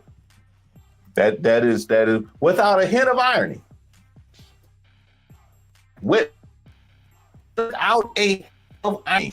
He's called, oh, that's more woke. I know that is more woke. And last but not least, I am definitely not going to let you get away with it. Oh, well, we might have bought black people, but your ancestors sold them. Well, you know what? If my ancestors were running the country right now, I would spend for some of that money that they got for that sale. but they're not destroyed to eliminate any connection. Oh! Oh! Say that. Say that. Say that. Say that. And we might have to the homeland. But that would be more woke and victimhood now, wouldn't it? Plus, there were different tribes back then. And the one tribe that I know that Shaka Zulu was in, he wasn't falling for the banana in the tailpipe. He did what he had to do. Africa is that damn big, ladies and gentlemen, boys and girls. And there were different. I suggest you watch The Woman King. Oh, did I say Woman King? If I were to say Man King, would it make a difference? Also known as facts, but a lot of these words will probably change their connotation now that we have no more Department of Education. Black fatigue is trending, so I thought I would make a statement on this as well as share a personal experience about my black fatigue. But you can't own language. Establish that first. So let's talk about growing contradiction and how we approach language and race.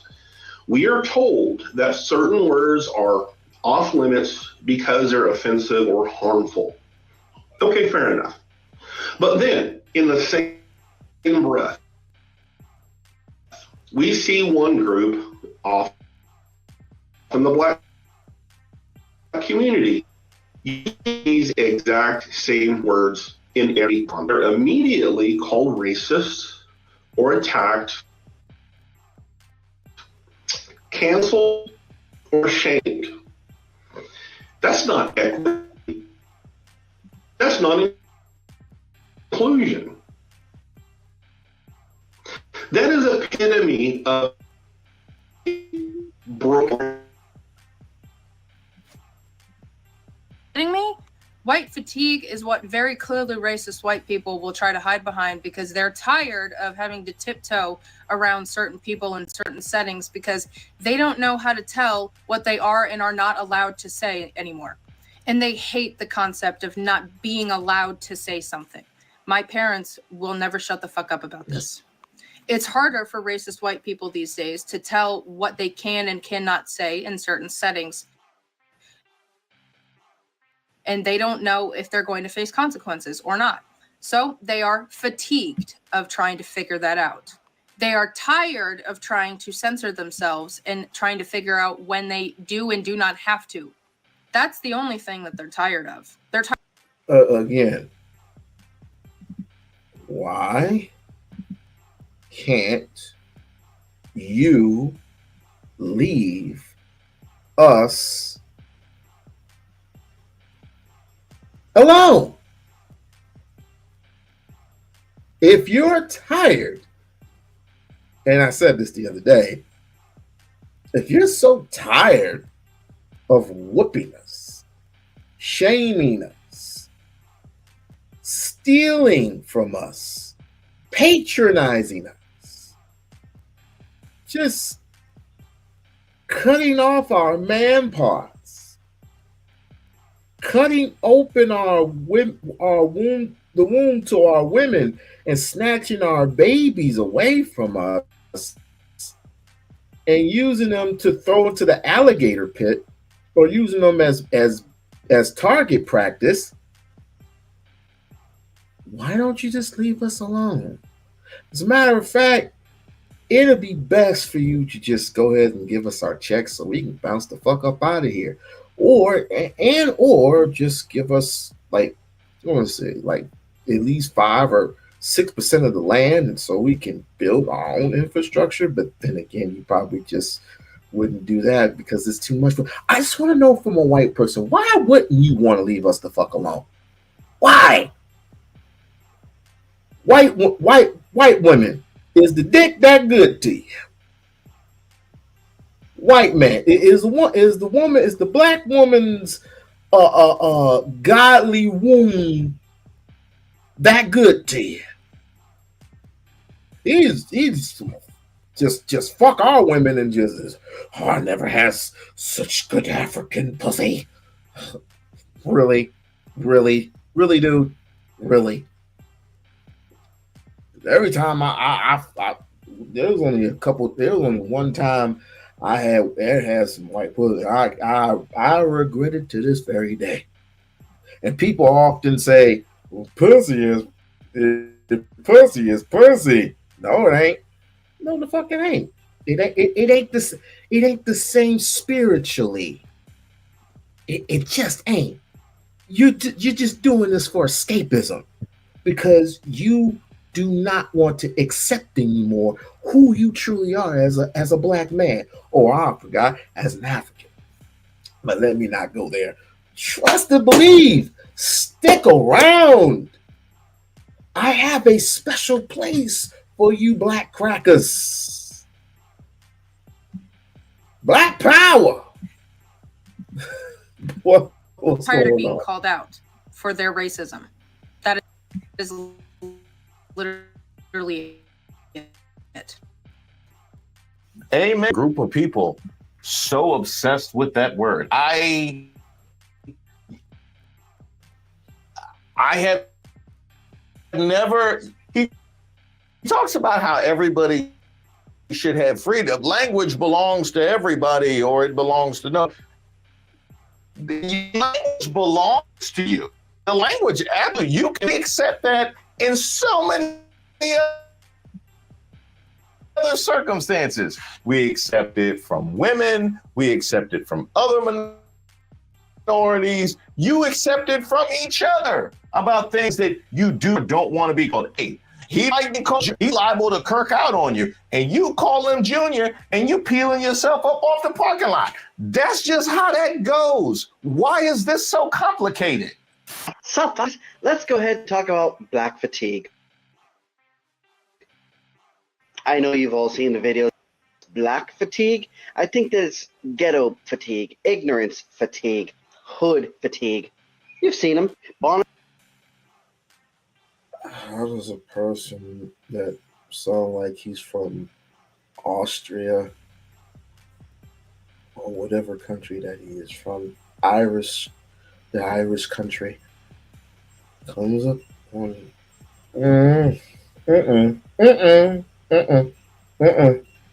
I'll let Mr. Waters deal with that. Bonnets and PJs, pants half off their arse, and they bring with them a certain demeanor that you just want fuck all to do with. It's this. I mean, I could say the same about your agitation, your ignorance, yelling and getting drunk and hitting your white women and having these unnecessary toga parties and going up there and running red lights, trying to outrun the police. Let's see, taking beer cans and throwing them in certain places other than the trash can. Having unprotected sex with dogs, cats, farm pigs, and horses, whatever have you. I can name a bunch of shit, sir.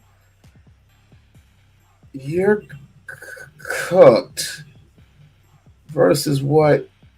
I'm sorry, I'm sad to say that we emulate some of that stuff that we emulate, but fucking a pig, we would never do. No, we would never do any animalistic shit. Well, Lisa, what's that thing called again? You could literally point them out in a crowd. You know they're going to be loud and obnoxious. They're going to instigate shit for damn near no fucking reason. They want to make sure that the world knows exactly who the fuck they are, and then take zero accountability for the way that they're being. When they have every opportunity to not be that way, and when they're not being that way, they're setting the example of how society likes things. Calm, peaceful, chill. Because you see tons of black people who are productive members of society. They have wonderful jobs. They have beautiful families. They're doing everything being peaceful with everyone else. And unfortunately, they don't get as much attention as the ratchet mother. Why is this? I understand all that, but why is this a you problem? This is not your culture. Hell, you're not, this is not your community. So why even the fuck are you even sounding off? Oh, you got fatigued. Oh, okay. Well, maybe you should write a letter. Maybe all you white folks should write a letter to Donald Trump stating to write us a $600,000 check to each and every single family, not individuals, but families, people who have families. I have a family. I deserve that check. Lisa, she has a family. She deserves that check. Georgia Sweet, she deserves that check. Any and everybody with families deserves that check if you have a family, so we can move on to the next adventure. We can move away from y'all, but if I see either one of yous and I start creating laws, I have the law and the license to get rid of you. And I don't want to say the other word due to YouTube purposes, but go ahead with your rant. And a lot of them keep asking the question, why the are you people like this? Look what you're doing. Why can't you be like us who chose to be better? And God, they get shit for it and called names and attacked for what? For what? They get called names like Uncle Toms and sellouts and all this other shit because they're... Again, why does it bother you? This is not your problem, sir. It's not your problem. But I have to answer this nice question. And don't forget to support the channel. Support the channel. I am $7 away. Anybody got $7? Anybody got $7 on it? Go ahead and hit the super chat. Anybody got $7 on them? Anybody? So I can get some coffee and some donuts. I deserve a donut today. I fasted. I deserve a donut. But anyway, so the big question is, do we want do we want power, which takes organization, trust, working together, or do we want to be individual? You speak in my Umar language, because it's not about individualism. People sing, rap, and dance about individualism all the time. Organizing starts with group thinking, and it ends with group thinking.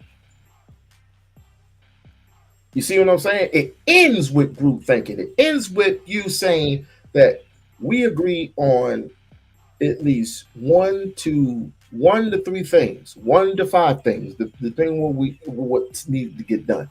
So I absolutely believe what you say. Or do you want the individual to just continue to be attacked, targeted, and deprived? And we definitely don't want to be deprived. We definitely don't want to be. We're going to be attacked each and every single time. We're going to be targeted each and every single time. Did you ever did y'all see Sinners? No, I got a movie for you, Mississippi Burning. Mississippi Burning. It's a very old school movie. Go see that. Go see that movie and we'll come talk. You're just simply making the choice to be productive in society and peaceful with other people of different races. What is so bad about that? You're turning your back on your people. I'm sorry, did you just do a black accent? Did you just do a black accent? And who are you even talking about? The Black Irish? I don't understand. Talking about Conor McGregor? Like who? I'm so confused. You watch one of the Madea movies, and now all of a sudden you feel like you could do a whole accent and commentary on the black culture. But I definitely you say that the people that are not read and get, as you call it, and the PJs, are called Uncle Toms and sellouts, which is fascinating because I've only seen that lobbied at a very kind of Black person who doesn't wear bonnets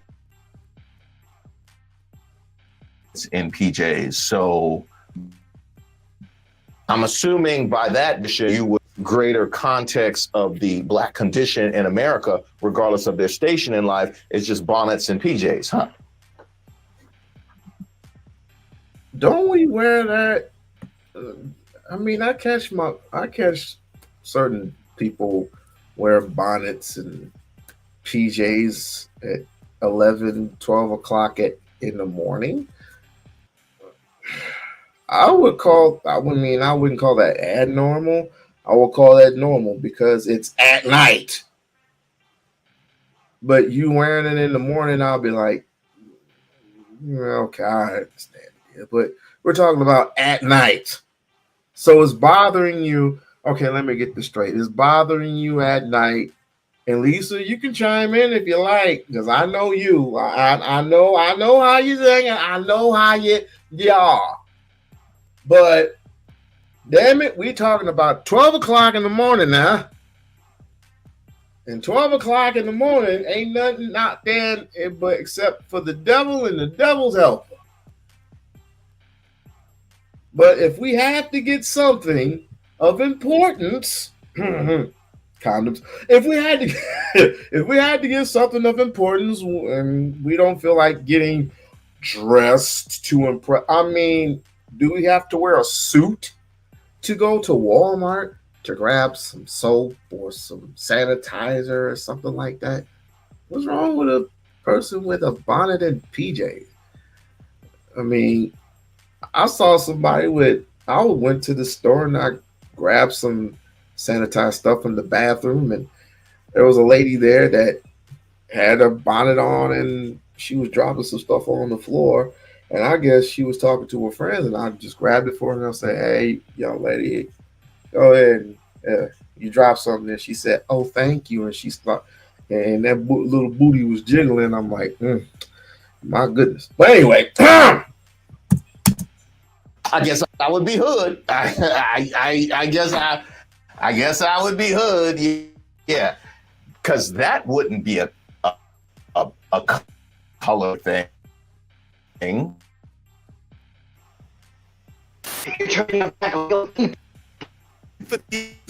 Is tired of Black people. I'm not doing it. I'm not doing it. Why is he even in this section of the video? I was going to go to Black MAGA later. How did he end up in the white people talking about Black section of the video? You deal with him. Black fatigue is real. Everybody is tired of Black people, but it's two specific types of Black people that everyone is tired of.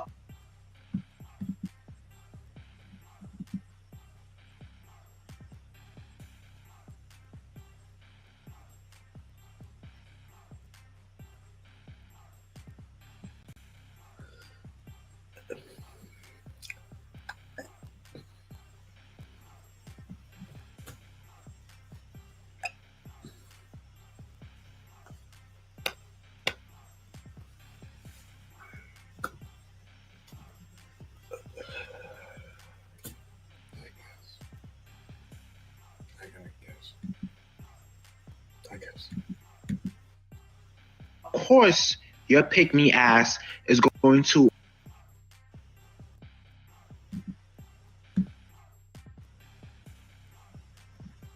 agree with the Black fatigue topic. I know you are. Every time you pop up on my feed, you're always being anti.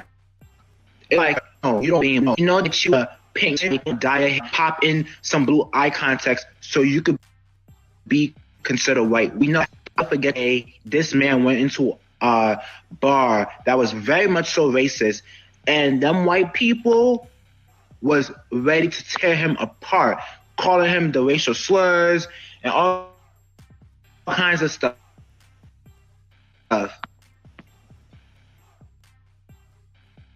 I remember that video. While over here pandering Before I move forward, they don't want let's you get the in the likes up. Let's get the likes. Let's get the likes up, please, if we can, and let's just try to get a membership in here if we can help it. Let's try to get a membership if we can do it. If we can't do it today, can you try to do it tomorrow? We're trying to get our memberships up. Please and thank you. Please and thank you. Do y'all want the good news or the bad news first? Huh? Y'all want the good news or the bad news first? I was always somebody that would say, "Let me get the bad news first." First and foremost, let's just take a little break. Let's just take a little break, y'all. Let's just take a little bit of break. And I want to introduce you to a friend of mine, a personal friend of mine, who will not hesitate to call a cracker out of his name. Yes, my thing is, if what he's saying is not true, let's bring somebody forward to prove him to be a liar. Muhammad, can you please tell me why it's blacks who are killing hundreds of thousands of blacks in Rwanda and other places? And can you please tell me why from Haiti, blacks from Haiti are just risking their lives to come here to the United States of America? I'll tell you if I get a chance. Black people have been robbed, as I said earlier, of a knowledge of self. And when you rob people, sir, of a knowledge of self, then it means that they start on the characteristics and the nature of oppressor and their colonizer, and mind by automatic, systematic remote control rules in our people.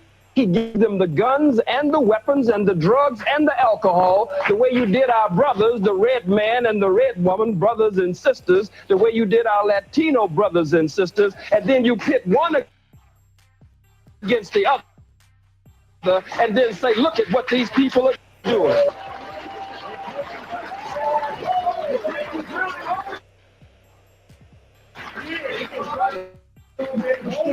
Yes, Adolf perpetrator. May I have your attention, please? Thank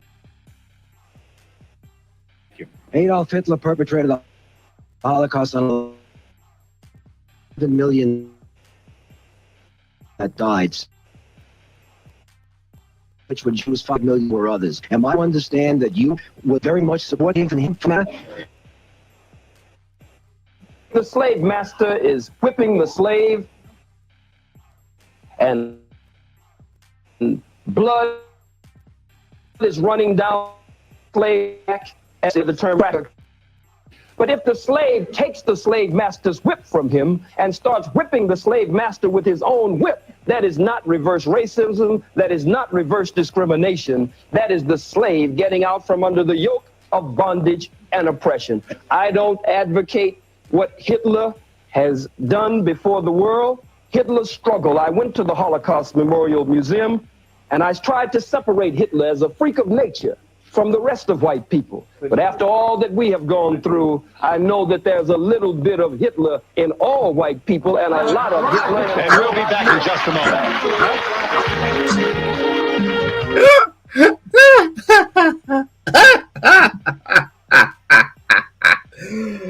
Oh, where did the time go? Where did it go? Oh, people got offended. People was offended. Well, I mean, truth is the truth. Oh, God, I wish he was alive. But where are we at? Oh, here, we're here. On a good note, I want to end on a good, but that's not the way that I've structured this video. So here's the good news. There were no shortage of white people willing to get all people together. Oh, you want me to play some more? Oh, you want me to play some more? Who is we? I was looking that shit up, like, what the hell is this new hashtag coming out? And it looks like I got it, and a lot of people do. Aren't we all tired of the same people looting stores and mass looting and just getting away with it? Burning and looting and rioting every single time there's a decision made that doesn't go their way. Ignoring accountability for themselves 100%, blaming everybody except for the criminal. Literally propping up people that unalive people based on race. It's always about race. Can't even enjoy a cruise ship. Can't even enjoy Disney World. You go to spring break here in Panama City, it was ruined by the same group of people. We are fatigued. It's getting old. And then you get one girl that's a racist, and that's all motherfuckers can talk about. What about the people that are doing all the crimes? You're propping them up. It's not about the crime. It's about the race, and we're of it. We're fatigued. This shit needs to be talked about, because if we don't talk about black fatigue, y'all white people, and a lot of y'all white people are like, well, since they're talking about it, we're gonna talk about it too. I think we should sit this one out. Okay, we may have our opinions, whichever way they may go, but with this within their own community. And this is coming from someone, let's just sit this one out. Her video talking about black fatigue and how she and the rest of society are so fed up with the ghetto and ratchet behavior, the entitlement, the victimhood. Her words, not mine. Couple of things. One, black fatigue is a real thing, but it's not what that lady was saying. Black fatigue is the emotional, physical, and mental exhaustion caused by the daily stress, oppression they've lived under in this country since its inception. Two, it never ceases to amaze me little most white people are willing to look at the history of this nation and understand personally may not own slaves or lynched black people or used black babies as alligator bait or conducted experiments on people black men and think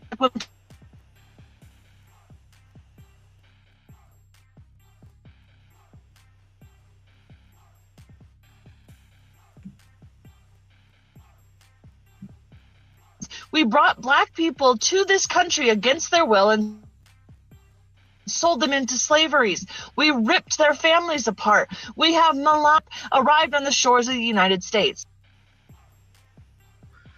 She's correct, but this is what I will do.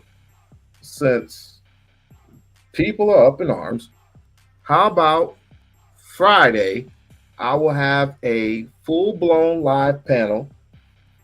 Anybody can come up and anybody can express how they feel about whatever it is they want to feel. We'll have a open mic night on Friday, and anybody, mama can come up and we can have that discussion. Fair enough? Okay, we'll do that. Do you understand how hard the fight has been to get even a semblance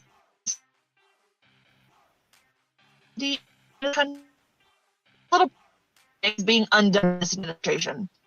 This administration woman and them speak so publicly about their racist views and feelings because, spoiler alert, nothing will happen to them. Black people are questioned about everything they do, even if they're just walking down the street. Until this country as a whole accepts responsibility for how we were designed and built, this country will never see true equality. Black fatigue is obviously asinine and extremely racist, but something that I do believe in is white fatigue. And I don't mean that I'm fatigued as a white person. While I am fatigued, I'm fatigued by these other white people who are, I don't know if they're more stupid or they're more racist, way above average scoring in both of those categories. And those two traits like form a coalition of white supremacy where they just make it like impossible to exist without feeling so exhausted. Yeah. I'm exhausted by hearing your voice. But like I said, Friday we're gonna have open mic night, and everybody and their mama can come up and they can express however they feel. Since you feel some type of way, I don't know. I don't know. I mean, welcome on the channel. Let's have a dialogue on Friday. I'm free. If you free, we cool. We good with it. All right. Georgia, you want to come? If you want to come up, Lisa, if you want to come. Well, Lisa, she's out of commission. But anybody else other than Lisa want to come up, then that's just perfectly fine. We can have that discussion.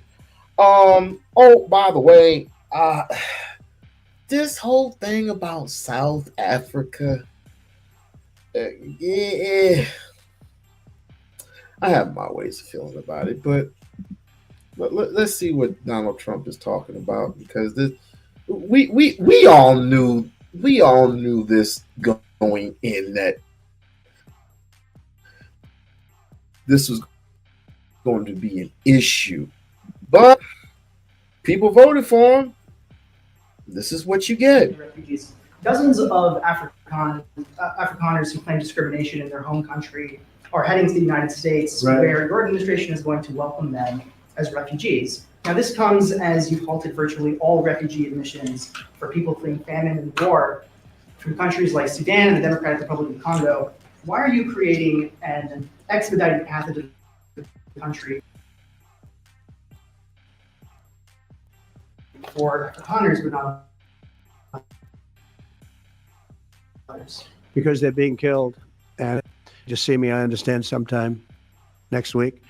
And, we're supposed to have I guess a G20 meeting there or something, but we're having a G20 meeting. I don't know how we can go unless that situation's taken care of. But it's a genocide that's taking place that you people don't want to write about.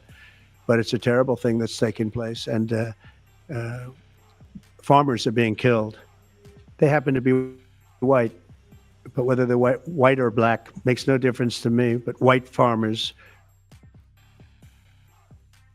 are being brutally killed, and their land is talk about it. If it were the other way around, they talk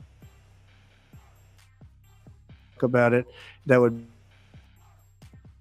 be the only thing about. And I don't care who they are. I care about their color. I don't care about their height, their weight. I don't care about anything. I just know that it's terrible. I have people that live in South Africa. They say it's a terrible situation taking place. So we've essentially extended citizenship to those people. Oh, and good Lord. So, based on your numbers here in the United States, I'm just going to try to take a stab at this. The numbers here in the United States, quite dwindling. So your excuse is that you want to add other white folks from other regions to subdue your numbers? That's what I take of it. I don't take it to anything else, because I mean, hell, pretty soon you're going to be treating South Africans like just like the rest of the region. I mean, just like you treat other refugees, you treat Cubans how you treat Mexicans. I mean, it's going to be the same result. I mean, I could be wrong. We'll see what happens in the next 1.5 years. We'll see what happens after that. I mean, I'm kind of stuck, even though white supremacy is white supremacy. I'm kind of stuck. What's the end game here? You brung what? She said 60 people. 60 people. This is a non-issue. The tech companies have brought in hundreds of thousands of Indians without much notice. Oh, okay, cool. Trump is checking off accomplishments for his base, and he believes that he has many accomplishments, even though most of them don't work. Uh, they've been yelling about South African farmers for years. You talking about those same South African farmers that took the farmlands away from real South Africans? And there's this guy that I need to be studying. Ain't he supposed to be taking some of the farmlands back? I'm mixing names. I got to learn about the generals. I definitely got to learn about the generals. I definitely have to learn about the generals. I have to learn names and I have to learn faces. I know a particular one that is in my head right now. But it's my fault. I should have studied. I should have studied me. But this is okay. This is Roman status. So I'll have to wait until you do have to wait. Just wait. You Friday ain't that far away. Just relax. You ain't doing nothing. You see, you read my mind. Got love for you. You read my freaking mind. How dare you? I ought to take your damn wrench away. Did I give you a wrench? I'm gonna take your damn wrench away. Don't you ever creep into my mind ever again and creep into my thoughts ever again. Lisa, I want you to handle that business. Handle the business. She was in my mind and she knew what I was thinking. That woman knew what I was thinking.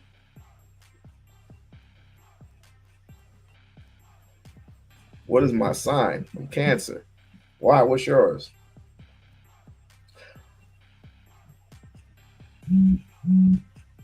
Again, I can't find, I can't, what's the end game here? Okay. You're bringing South Africans, you're bringing Indians, you're bringing all these particular, are they going to make America great again? I mean, I don't know. I really don't know. I really do not. I don't know what the end game goal is it here. I mean, what are we doing exactly? Can anybody take a wild guess? I mean, maybe Lisa, not this Lisa, but the other Lisa. Maybe she can figure out what the hell is going on.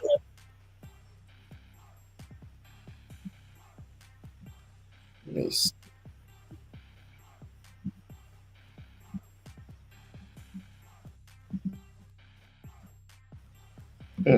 Out.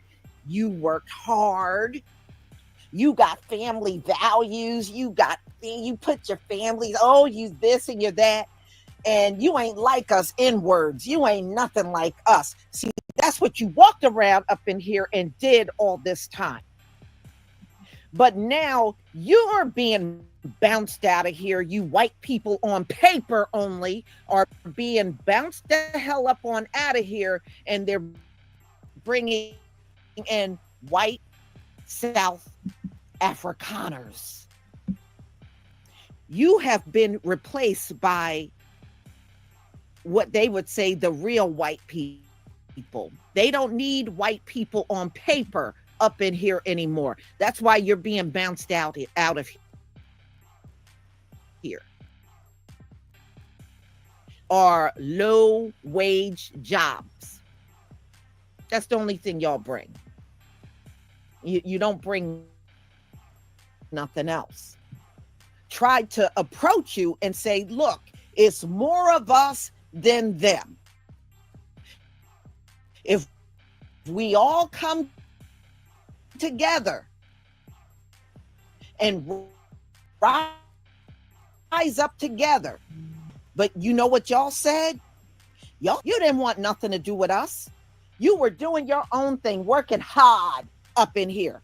See, now that things have not gone your way for you white people on paper only, now, oh, y'all could come out here and protest and, protest our deportation. Come join us. No. See, when we were asking you to join us, that was the time to do it. Now you can't drag us into your mess. We don't want to be part of your deportation. We don't want to hold hands with you now, because when we were sending that invite to you and you rejected it, there are no more coming together with you. You Latinos and all of you Caribbeans that came over here and rejected us, you're on your own. You're on your own. And you better pray it's not a day you're walking down the street or getting out of your car in a parking lot that ICE ain't there to snatch you up. That's your misfortune now. It has nothing to do with us. See, when we were approaching you to come together and keep each other, and protest this racist system, you didn't want no part of it. You didn't want no part of anything.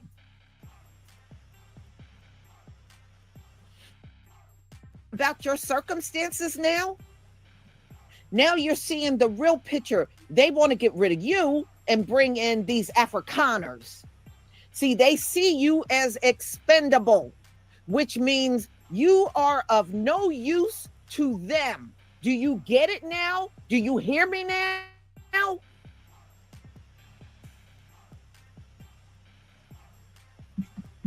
One thing about you Latinos, you will go down in infamy for canceling your own selves out by voting for Donald Trump.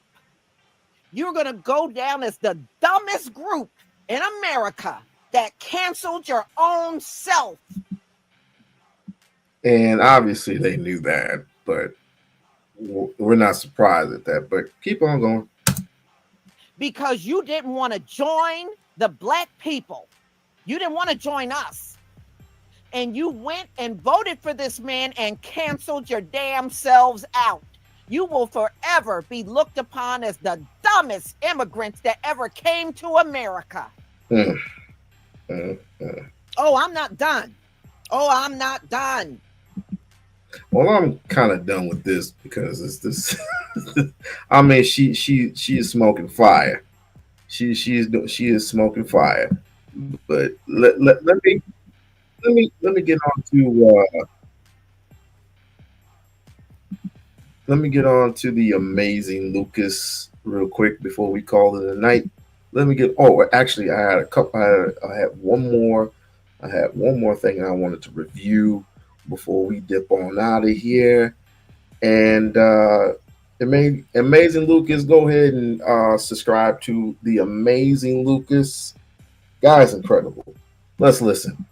Okay, Afrikaners, okay, the descendants of those who did apartheid in Africa, okay, the literal lineage of evil.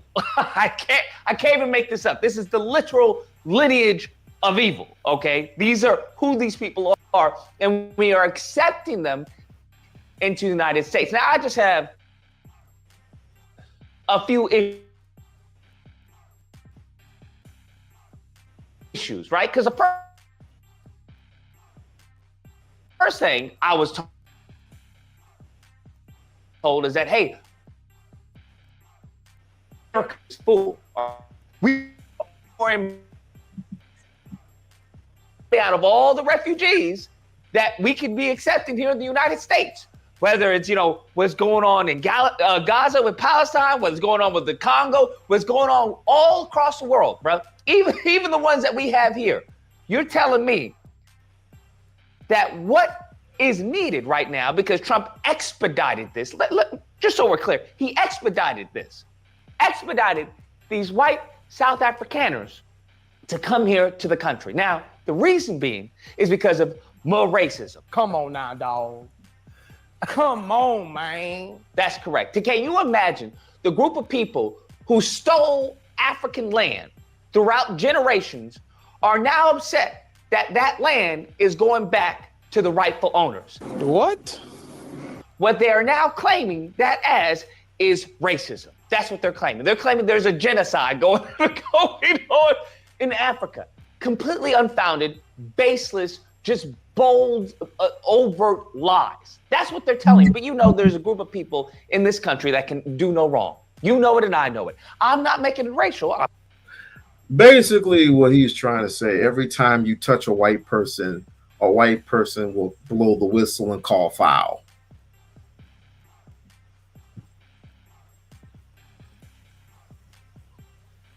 Excuse me. Look, he touched me. Get him. Arrest him. Hang him. Detain him. This is like a game of basketball. If I touch you, if I breathe on you, you call foul. And now you can't take it anymore because your numbers are dwindling. And now you want to call these South Africans, these South Afrikaners, or whatever you call these people, you call them into the country to do what exactly? I thought the United States was full. And you're trying to get rid of the Mexicans. Send them back to their home country. Didn't you send like a 17-year-old child back to his home country? That was Mexico. I don't know. I'm just making an observation, okay? Because it seems that the brown and black refugees, those aren't really asylum seekers, Luke, because they're lying about their asylum seeking. They're lying about the refugee status. But white South Afrikaners, well, we need to expedite them. We need to, hurry up and get them on their way, okay? This is horrible what's going on to them. This is horrible that racism is still going on in 2025. Now, I was told when it came to racism that, hey, Lucas, if you stop talking about it, it'll disappear. Isn't that what they told me? They love quoting Morgan Freeman.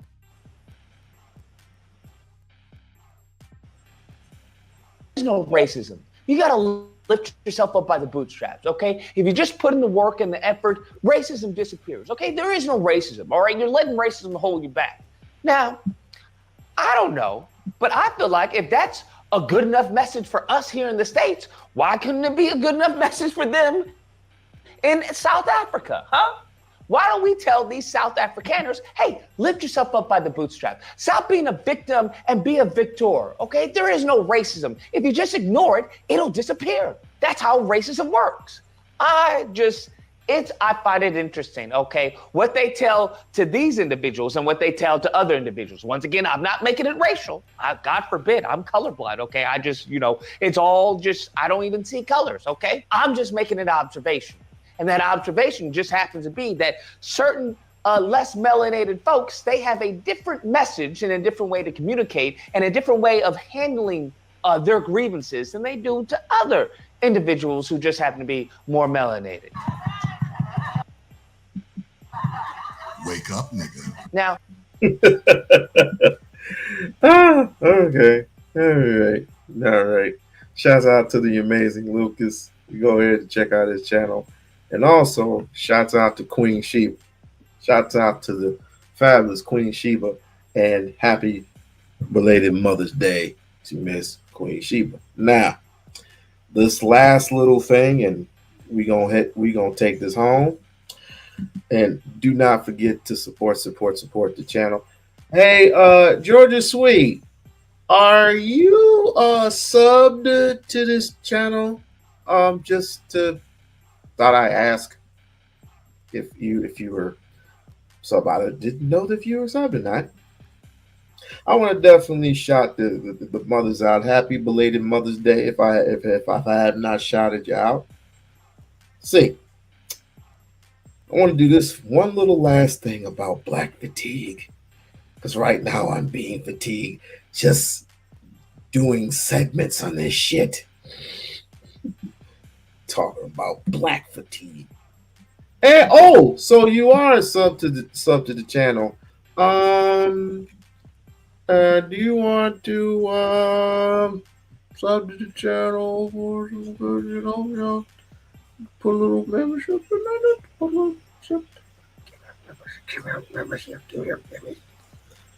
All right, let's get right to it because I know people need to put heads in beds because it is a Wednesday night. And y'all got to go to work in the morning. So let's get right into it. Let me see if it's this one. It is this one. News figures. White people don't want to live around ratchet black people, and black people don't want to live around ratchet black people. I mean, it's nothing like going to the Walmart on a Sunday morning and then you see Bond crew walk in. Kids are everywhere, and and that's anywhere you go. No matter, they're highly emotionally sensitive. You can say nothing. You can't even smile and hold the door for them because they'll look at you like you're crazy. And always the victim of something. Either you stepped on a shoe, you looked at them wrong, you told them good morning. They're never happy. They're never satisfied. And you wonder why normal, good black people move out of the hood soon as they start successful. There's a growing sentiment, most recent, who are claiming they have fatigue. You don't have to be a non-black person to have black fatigue. What of the actions of the quote unquote black community? But it goes deeper than that because we are in 2025 now, and we are being judged based on the content of our character and not the color of our skin. But the interesting part is the lie that's been sold to the black community in particular is that the color of our skin dictates the content of our character. That's why in the black community, sometimes you'll hear people say, oh, you are acting white when they're talking like who does act. Most people would expect a conventional black person to act. In their minds, there is a correct way to act black. And the people in your ethnic group who fulfill those very negative stereotypes, those are the ones who are going to essentially drag down the collective whole. And that's why there's individuals who are black who do and can have black fatigue, because they see how damaging it is to see the worst of us attract all this negative attention that then unfortunately gets ascribed to the entire race all too often. What's unfortunate is now we have to deal with the fact people who are so sick and tired of seeing those negative aspects, those individuals in the black community attracting all this attention. That's what is spurring this black fatigue. So there's this term that's going around called fatigue, and what black fatigue is, you're tired of certain black behaviors in the black community that address, and is literally tired at this point. Black crime, upholding things that are not right in the rap culture that we have now. In the future, what something were to happen to me? What if I get eaten by an alligator or something? In the future, what if I get bit by a bee or something? And something happens to me and I'm in the hospital. Gang violence, all of these things that are horrible for the black community. Our main one is thinking that you are oppressed in America when a lot of black people have so many opportunities in America that it doesn't make any sense. There are black lawyers, black content creators, black entrepreneurs, and it's ridiculous how much black people have an advantage in America. Literally at this moment in 2025, there are black celebrities that are going on the red carpet at the Met Gala and all these things and telling you that you're oppressed while they sit and have neighbors, white neighbors, in their $1 million mansions. It's tiring. You can be a dentist making as much as $3,000 a week. I don't know. I'm just saying. You make $3,000 a week being a dentist, and you can literally lock your keys in the house, and then you suddenly break into your own shit, and people call the police on you, and you can end up in jail for breaking into your own house, which you paid You paid for. You pay the light bill, the gas, the utility bill. You pay all them things in that house. You paid for storage space, and you're locked up for breaking into your home. Whatever. It's absolutely tiring to have to go on a platform and tell you you're not oppressed. Get a job, get a life, get all the things that you need to get together. You're not oppressed. You have the opportunity to get your life together, especially right now in 2025. I've been had black fatigue. Well, nigga fatigue. I love black people. See, it's a difference between niggas and black people. You understand? And what it should be called is nigga fatigue, because even black people have nigga fatigue. You understand? The ghetto ratchet bullshit, all the ignorant stuff that these people stand for, all the ignorant stuff that these people defend, all the weird shit that these people say, all the victimization and acceptance of the bigotry of low expectations and all the Stockholm syndrome and all that shit like that, all the random acts of violence that people want to ignore because it's black on black, which they also want to ignore and just say it's proximity crime, but no, it's black on black crime. It's an epidemic. Black fatigue is some real shit, and y'all are getting what the fuck y'all wanted to get when y'all wanted to perpetuate racism, because nobody in America is perpetuating racism but black people. Get out of your neighborhood and out from around all the rest of the bullshit people that you fuck with to understand the reality of what's going on in the world. And what you will see is that it's people that look like me that's perpetuating racism, because white people don't give a fuck. They not running around talking about what our hairstyles are and you can't wear this and you can't wear that and you can't say this and you can't say that. It's weird, bro. It's weird. And it's over. It's over because y'all ain't ready for what you asking for. You're not ready for that race war. While y'all flapping y'all trap and waiting on the white man to give you what you need to jump off a race war, them white boys in the motherfucking woods doing calisthenics and running drills and shooting and throwing knives and learning how to live off the land, they ready for that. Y'all not ready for that, bro. Y'all not ready for that. Y'all just talking a bunch of shit, and that goes to show your privilege and how spoiled the black community has become. Period. I don't see no white privilege. That's black privilege everywhere I see. You understand? It's a lot of degenerate shit going on between both races, though, especially with the Carmelo Anthony thing. That was some degenerate punk bullshit.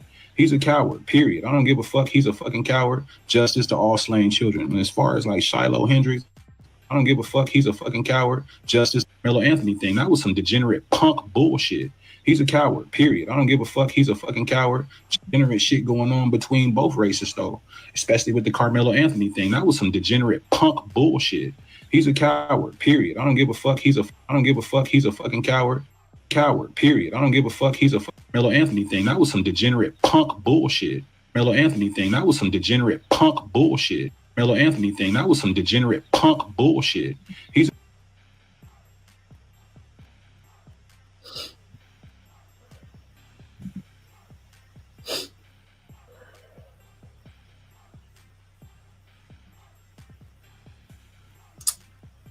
That's all I needed to hear. And like I said, I'm not going to do the entire clip. I'm not going to do the entire video because I have a separate video. You know what that I'm going to share with. Listen, I'm going to play a little game. Y'all want to play a game? Let's play a game. We still got some time. Name my next video regarding these black crackers. What is going to be my what is it? What am I going to name this one? I bet you can't guess what it is. I bet you can't guess. Georgia? You want to take a stab at it? Lisa? You want to take a stab at it? Anybody? Anybody want to take a stab at it? Anybody? Anyone?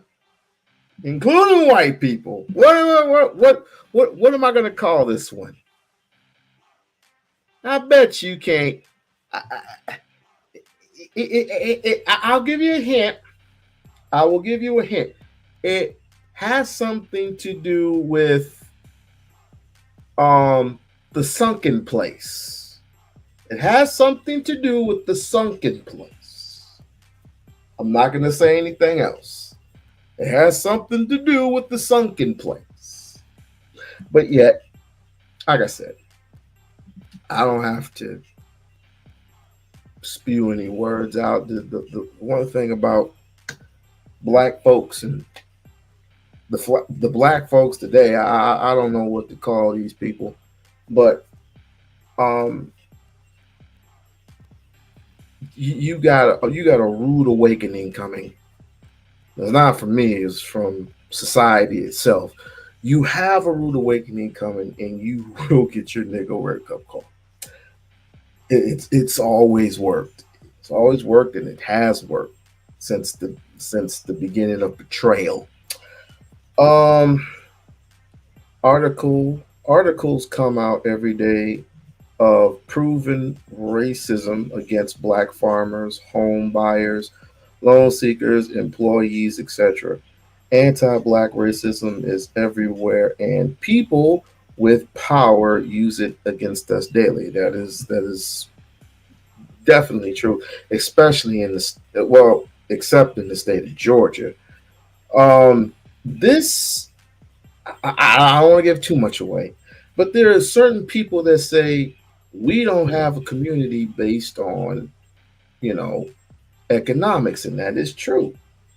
We rarely have any and everything that we can call our own or we can call home. And that's several things belonging to this. And then when everybody hears Umar speak, they kind of like, go off the hinges or whatever. But that's not his fault. This is an everyday thing that happens in the United States of America. They take the things that white people put in their laps, and then they go ahead and run with it and say that it's not racist or privilege. We're this, we're that. Well, let me ask you this. How often do we get to have a seat at the table? How often do we have a seat at the table? I'm going to say it again. How often, like Michael Jordan, like Dwayne Wade, that Dwayne Wade, not the Dwayne Wade, but the Dwayne Wade, because that's what I consider him now. He's the Dwayne Wade. That's just who he is. If you approve of your daughter, or excuse me, your son,